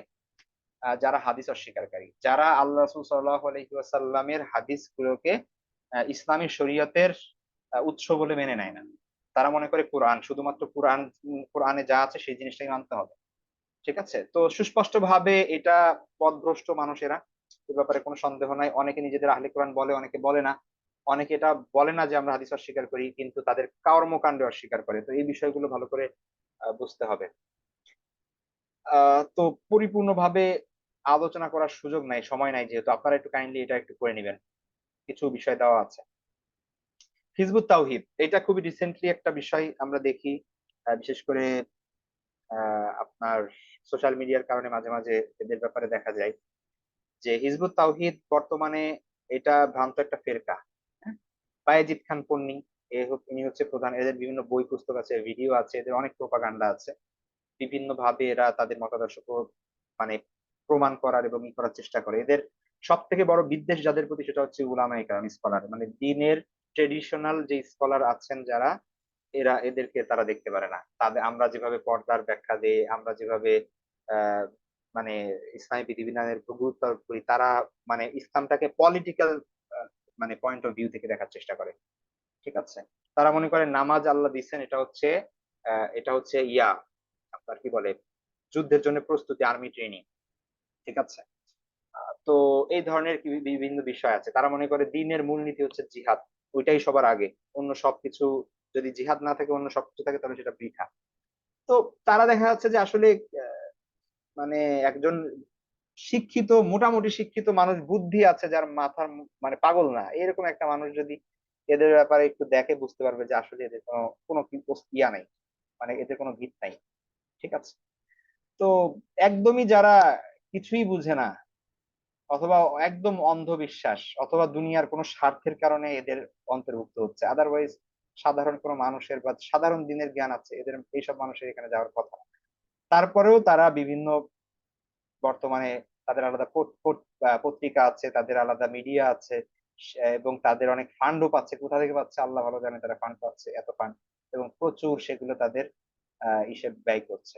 তাদের অনেক বই পুস্তক আছে, ডেইলি দৈনিক পত্রিকা বের করা প্রতিদিন যাই তাই কথা না। ঠিক আছে, তারা করছে, তাদের মিডিয়া আছে, সবকিছু করছে, বিভিন্ন সেমিনার করে মাঝে মাঝে।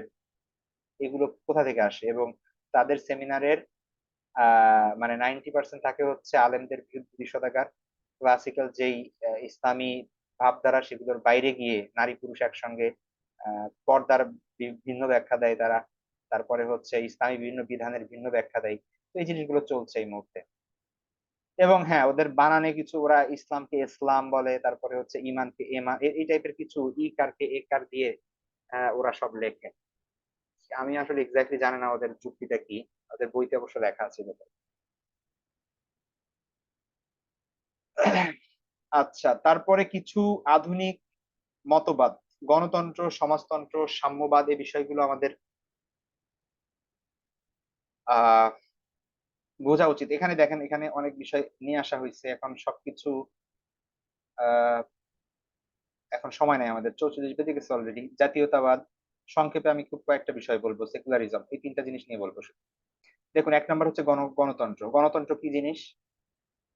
গণতন্ত্র মানে হচ্ছে, গণ মানে কি? গণ মানে হচ্ছে মানুষ, আমরা, ডেমোক্রেসি, গণতন্ত্র। তো ডেমোস যে গ্রিক শব্দ সেখান থেকে আসছে, মানুষ, জনগণ। আর এই যে ক্রেসি যেটা, এটা মূলত এই যে ক্রাতিয়া যে শব্দটা, উচ্চারণ ঠিকভাবে করলাম কিনা জানি না, যাই হোক। তো সেটা অর্থ হচ্ছে শাসন, এইখান থেকে এসেছে, যেটা জনগণের শাসন।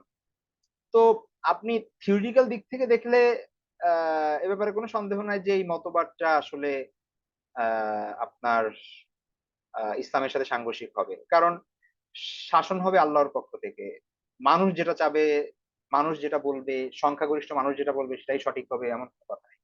ঠিক আছে। তো এইটা বর্তমানের সব থেকে বহুল প্রচলিত রাষ্ট্রযন্ত্রের মানে রাষ্ট্রযন্ত্র সব চলছে এই মূলনীতিকে ফলো করে, গণতন্ত্রকে ফলো করে। এবং গণতন্ত্রকে এমন ভাবে দেখা হয় বর্তমান বিশ্বে যে গণতন্ত্রের বিরুদ্ধে বলা মানে হচ্ছে আপনি ব্লাসফেমি, মানে অপরাধ করা, মানে এমন অপরাধ করে ফেলা যেটা হচ্ছে আপনার শাস্তি হবে মৃত্যুদণ্ড। ঠিক আছে। অর্থাৎ দেখবেন পশ্চিমা কান্ট্রি গুলো তারা এইটার গণতন্ত্রের এবং তাদের দেওয়া গণতন্ত্র সব জায়গায় চালাচ্ছে তারা, কারণ এটার ভিতর তাদের লাভও আছে। আহ আর আমরা যারা আছি গণতন্ত্রের রোষানলে, আমরা পরস্পর বিদ্বেষের কারণে, ক্ষমতার মোহের স্বার্থে মারামারিতে আমরা জনগণ পিষ্ট হচ্ছি। তো গণতন্ত্র আসলে কখনোই কোনো সমাধান হতে পারে না, কিন্তু আসলে আমাদের কি করার আছে? আপাতত কিছু করার নাই, বা করার থাকলে আপনারা করেন। কিন্তু আমি এখানে যেই কারণে আনা হয়েছে, কেন আনছি আমি এখানে, আনছি এই কারণে যে আকীদাগত জায়গা থেকে যেন আমরা ঠিক থাকি। আপনি ভোট দেওয়া জায়েজ না জায়েজ, তারপরে ভোট দিলে কি কি হবে না হবে, তারপরে হচ্ছে জনগণ এই এই ক্ষমতার অধিকারিতে আমি চাকরি করতে পারবো কি পারবো না ইত্যাদি, আলাদা সব ভিন্ন টপিক, ওইগুলো নিয়ে আলোচনা করতেছি না। জাস্ট আমি এইটুক মাথায় রাখতে হবে, যেটা হচ্ছে গণতন্ত্র ইটসেলফ, মানে যেই গণতন্ত্রের কথা পশ্চিমা সমাজ বলে, এটা আবার ইসলামায়ন করা, ইসলামাইজেশন করার চেষ্টা করা হয়, বা বিভিন্ন জায়গায় করা করা হয়েছে বা হচ্ছে। এমনকি হুজুররাও গণতান্ত্রিক বিভিন্ন দল আছে তাদের। ঠিক আছে। কিন্তু কেউ এই কথা বলেন না যে গণতন্ত্র পুরোটাই ইসলামিক। তারা ইসলামাইজেশনের চেষ্টা করেন, আর কি ইসলামায়নের চেষ্টা করেন, যেমনি ভাবে ইসলামী ব্যাংকিং কে ইসলামায়নের চেষ্টা করা হয়, এরকম অনেক বিষয় ইসলামাইজেশনের একটা ছড়াছড়ি চলছে আমাদের উপনিবেশ, মানে পোস্ট কলোনিয়ালিজমের পর থেকে আর কি।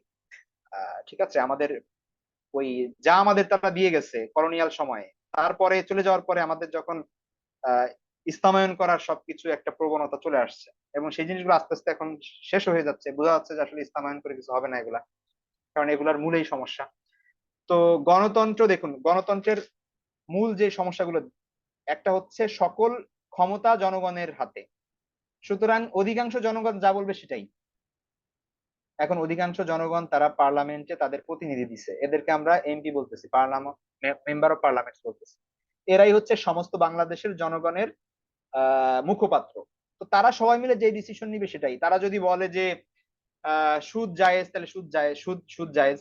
তারা যদি বলে যে সমকামিতা চলবে, সমকামিতা চলবে। তারা যদি বলে যে মানে কি বলে গর্ভপাত করা যাবে, তাহলে গর্ভপাত করা যাবে। তারা যদি বলে যে মদ পান জায়েজ, তাহলে মদ পান জায়েজ। তারা যদি বলে যে ব্যভিচার করলে কোনো সমস্যা নাই, আইন কোনো ব্যবস্থা নিবে না, তাহলে নিবে না। অর্থাৎ মানুষ তারা কি করছে, হুকুম দেওয়ার ক্ষমতা রাখছে। এটাই হচ্ছে গণতন্ত্র। অথচ এগুলো সবই ইসলাম বিরোধী, এগুলো ইসলামী আকীদার সাথে সাংঘর্ষিক। ঠিক আছে? কোনো মানে একমাত্র হুকুম দেওয়ার ক্ষমতা আল্লাহ সুবহানাহু ওয়া তাআলা। আল্লাহর বিধানের বাইরে গিয়ে কারো ক্ষমতা দেওয়ার, হুকুম দেওয়ার কোনো অধিকার নাই। হ্যাঁ, আপনি করতে পারেন, ভুল হয়ে গেছে সেটা ভুল হিসেবে করতে পারেন, গুনাহ হিসেবে করতে পারেন, কিন্তু এইটাকে আপনি আইন বানাচ্ছেন একটা, কি বলে, একটা হারাম জিনিসকে, একটা অনস্থায়ী জিনিসকে, এটাকে আপনি মুসলিম সোসাইটিতে আইন দিয়ে স্বীকৃতি দিচ্ছেন, প্রোটেকশন দিচ্ছেন তাকে। এর থেকে বড় খারাপ আর কি হতে পারে? তো গণতন্ত্রের জনগণকে সার্বভৌম ক্ষমতার অধিকারী মানা হয়, কিন্তু এটা স্পষ্ট শিরক। সার্বভৌম ক্ষমতার মালিক একমাত্র আল্লাহ সুবহানাহু ওয়া তাআলা, এবং তার বিধানই পৃথিবীতে প্রতিষ্ঠা হয়। মানুষ হচ্ছে খলিফা, মানুষ মানুষ হচ্ছে আল্লাহর হুকুম বাস্তবায়ন করবে, হুকুম দিবে না। খলিফা বলা হয় যে হচ্ছে প্রতিনিধি। প্রতিনিধি কে হয়? বাংলাদেশে যে দূতাবাস গুলো আছে, যারা হচ্ছে মার্কিন দূতাবাসে এখানে যারা দূত আছেন, তিনি, যিনি সাফির বা দূত, যিনি অ্যাম্বাসেডর, তার জো বাইডেনের বাইরে গিয়ে বা তার ইসের বাইরে গিয়ে, তার যে ওইখানে ফরেন মিনিস্ট্রি আছে, ফরেন সেক্রেটারি যিনি আছেন, তার হুকুমের বাইরে গিয়ে না কিছু করার ক্ষমতা নেই। কিছুই করবেন না এবং করেনও না, কেউই করেন না। একবার যদি জানা যায় যে তিনি তার বিরুদ্ধে গিয়ে তিনি নিজস্ব কিছু করছেন, তাহলে তার কি হবে সেটা তো আমরা নিজেরাই জানি। তাহলে কিভাবে মানুষ, মানুষ হচ্ছে পৃথিবীতে খলিফা, ইন্নী জাইলুন ফিল আরদি খলিফা। ফেরেশতাদেরকে আল্লাহ সর্বপ্রথম যে কথাটা বললেন আদম আলাইহিস সালামকে সৃষ্টি করার আগে, সেটা হচ্ছে আমি খলিফা বানাবো পৃথিবীতে। অর্থাৎ আমার আইন বাস্তবায়ন করবে এরা, এরা নিজের আইন দিবে না।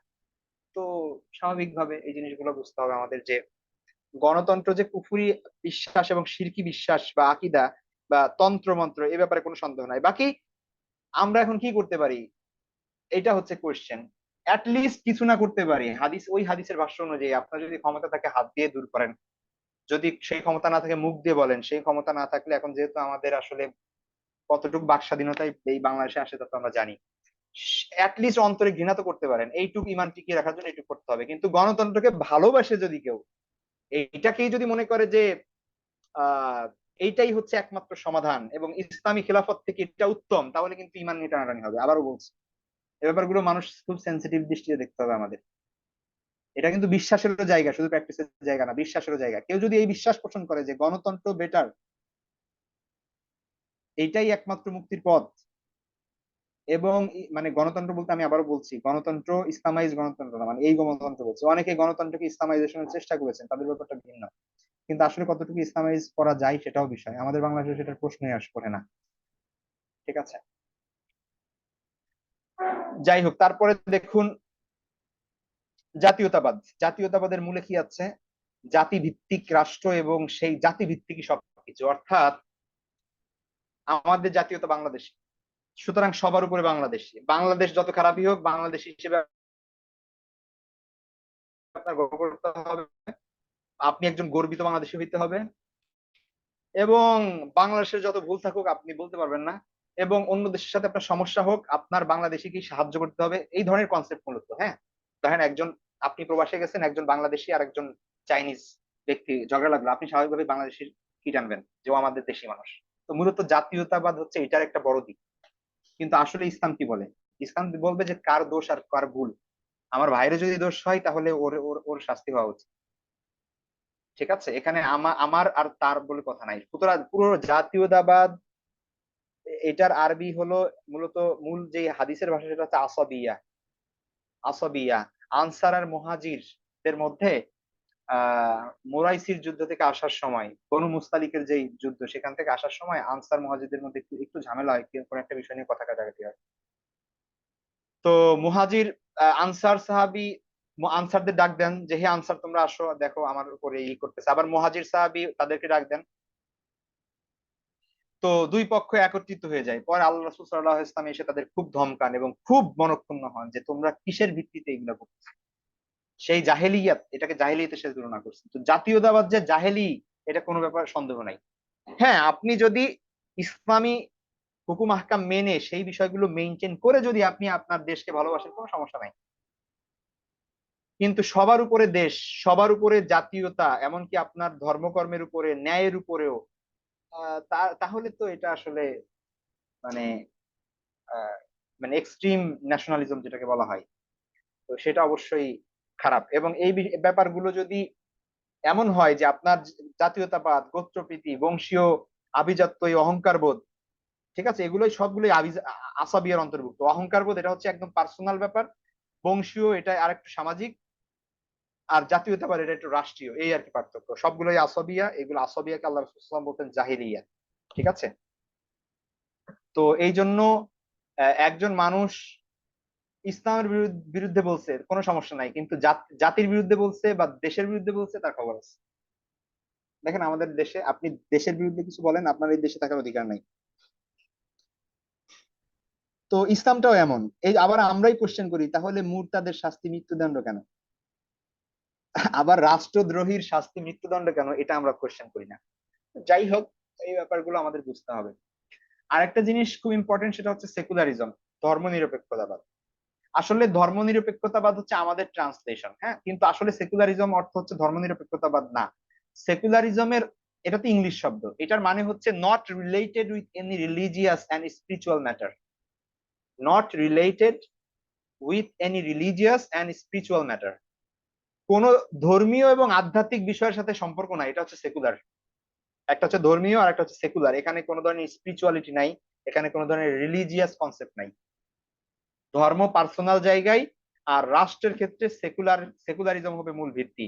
এটা হচ্ছে পশ্চিমা কান্ট্রিতে এটা চলছে। আমাদের দেশে যেহেতু মানুষ ধর্মনিরপেক্ষ, মানে সরি ধর্মভীরু, মানুষের যদি বলা হয় যে ধর্মবাদ, তাহলে তো হবে না। এই কারণে ট্রান্সলেট করা হয়েছে এটা ধর্মনিরপেক্ষতা। আসলে কিন্তু সেকুলারিজম মানে ধর্মনিরপেক্ষতাবাদ না, সেকুলারিজম মানে হচ্ছে ধর্মহীনতা। বুঝতে হবে, আমাদের দেশে ট্রান্সলেট করা হয় যে যার যার ধর্ম শেষে পালন করবে, সবার ধর্মের স্বাধীনতা আছে, কোনো সমস্যা নাই। ঠিক আছে, এটা হচ্ছে ধর্মনিরপেক্ষতাবাদ, এটা তো কোনো সমস্যা নাই। কিন্তু আসল যে সেকুলারিজম, যেটা আসলে ধর্মকে মানে সোশ্যাল এবং কি বলে রাষ্ট্রীয় স্পেয়ার থেকে আলাদা করে দেওয়া হচ্ছে, ঠিক আছে, সেইটা হচ্ছে মূলত সেকুলারিজম। আপনারা ঢাবির রমজান মাসে অনেক কাহিনী দেখছেন আপনারা। রমজান মাসে কোরআন তেলাওয়াত হয়েছে ঢাকা ভার্সিটিতে, বটতলায়। তো এইটা অনেক মানুষের লেগে গেছে। তো ধর্ম, এটা যদি ধর্মনিরপেক্ষবাদ হয় তাহলে কি সমস্যা, একটা মানুষ তার ধর্ম পালন করছে, সমস্যা কি? কিন্তু আসলে সেকুলারিজম মানে ধর্মনিরপেক্ষতাবাদ না, ধর্মহীনতা। এখানে কোনো ধর্ম চলবে না, আর কোনো ধর্ম চলবে না মানে স্পেশালি ইসলাম চলবে না। ওইখানে আপনি পূজা করলে কোনো সমস্যা ছিল না। শয়তান আসলে কিভাবে কারসাজি করে।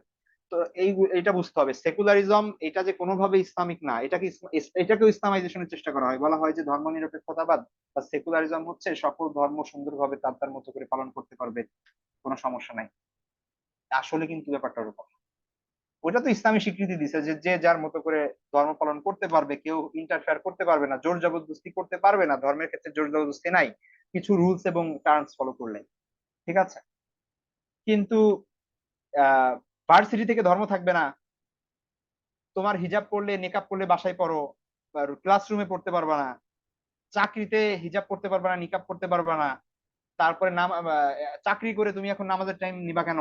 এই জিনিসগুলো যেগুলো যেগুলো হচ্ছে মানে সংঘর্ষ হচ্ছে এই জায়গাগুলো সেকুলারিজমের কারণে। এই জিনিসগুলো বুঝতে হবে আমাদের যে ধর্ম নিরপেক্ষতা না আসলে সেকুলারিজম অর্থ। এটা আমাদের চোখ চোখ ধাঁধায় ধাঁধায় দিছে আসলে আমাদের এই জিনিসটা। আমরা মনে করছি ধর্ম নিরপেক্ষতা মানে নিরপেক্ষভাবে সবাই ধর্ম পালন করতে পারবে, ব্যাপারটা এরকম না। সেকুলারিজমের অর্থ এটা না। সেকুলারিজমের যে ধারণা সেটা হচ্ছে রিলিজিয়াস এবং স্পিরিচুয়াল ম্যাটার থেকে জাতীয় পর্যায়ে, সোশ্যাল পর্যায়ে সবকিছু আলাদা থাকে। তো এই কথা বললে বাংলাদেশে থেকে ভোট পাবে না, তো যার কারণে ওই জিনিসটা বলে না। যাই হোক, আরো কিছু জিনিস, দু একটা জিনিস বলি, সেটা হচ্ছে সংশয়বাদ। অনেক খুব বেশি চলছে এখন আমাদের মধ্যে। নাস্তিকতা আনলাম না, যেহেতু আমরা আগে আলোচনা করছি কুফর শিরকের মধ্যে। সংশয়বাদটাও মূলত কুফর। যে কোনো বিষয়ে প্রশ্ন করা এক জিনিস, আর সংশয় করা আলাদা জিনিস। ঠিক আছে? ইসলামের বিষয়ে, ধর্মীয় বিষয়ে আপনার কোনো বিষয়ে সংশয় থাকলে এটা কুফর হয়ে যাবে। ঠিক আছে? এটা আলাদা একটা ইজম, এটা স্কেপটিসিজম। আর অ্যাগনোস্টিসিজম এটা হচ্ছে অজ্ঞেয়বাদ। অজ্ঞেয়বাদ মানে হচ্ছে আপনি কিছু জানেন না একদম। তো অজ্ঞেয়বাদ আর সংশয়বাদের মধ্যে পার্থক্য হচ্ছে, অজ্ঞেয়বাদ হচ্ছে যে স্রষ্টার অস্তিত্ব আছে কি নেই এটা আমার পক্ষে কখনো জানা সম্ভব না, আমি মাথাও ঘামাই না, দরকারও নাই। এটা হচ্ছে অজ্ঞেয়বাদ। হ্যাঁ, যেটা মানে স্রষ্টার অস্তিত্ব আছে কি নাই, ধর্ম সত্য কি সত্য না, কোনটা সত্য, এগুলা কোনোদিন মানুষের পক্ষে জানা সম্ভব না, চেষ্টাও করার দরকার নাই। এটা হচ্ছে অজ্ঞেয়বাদ।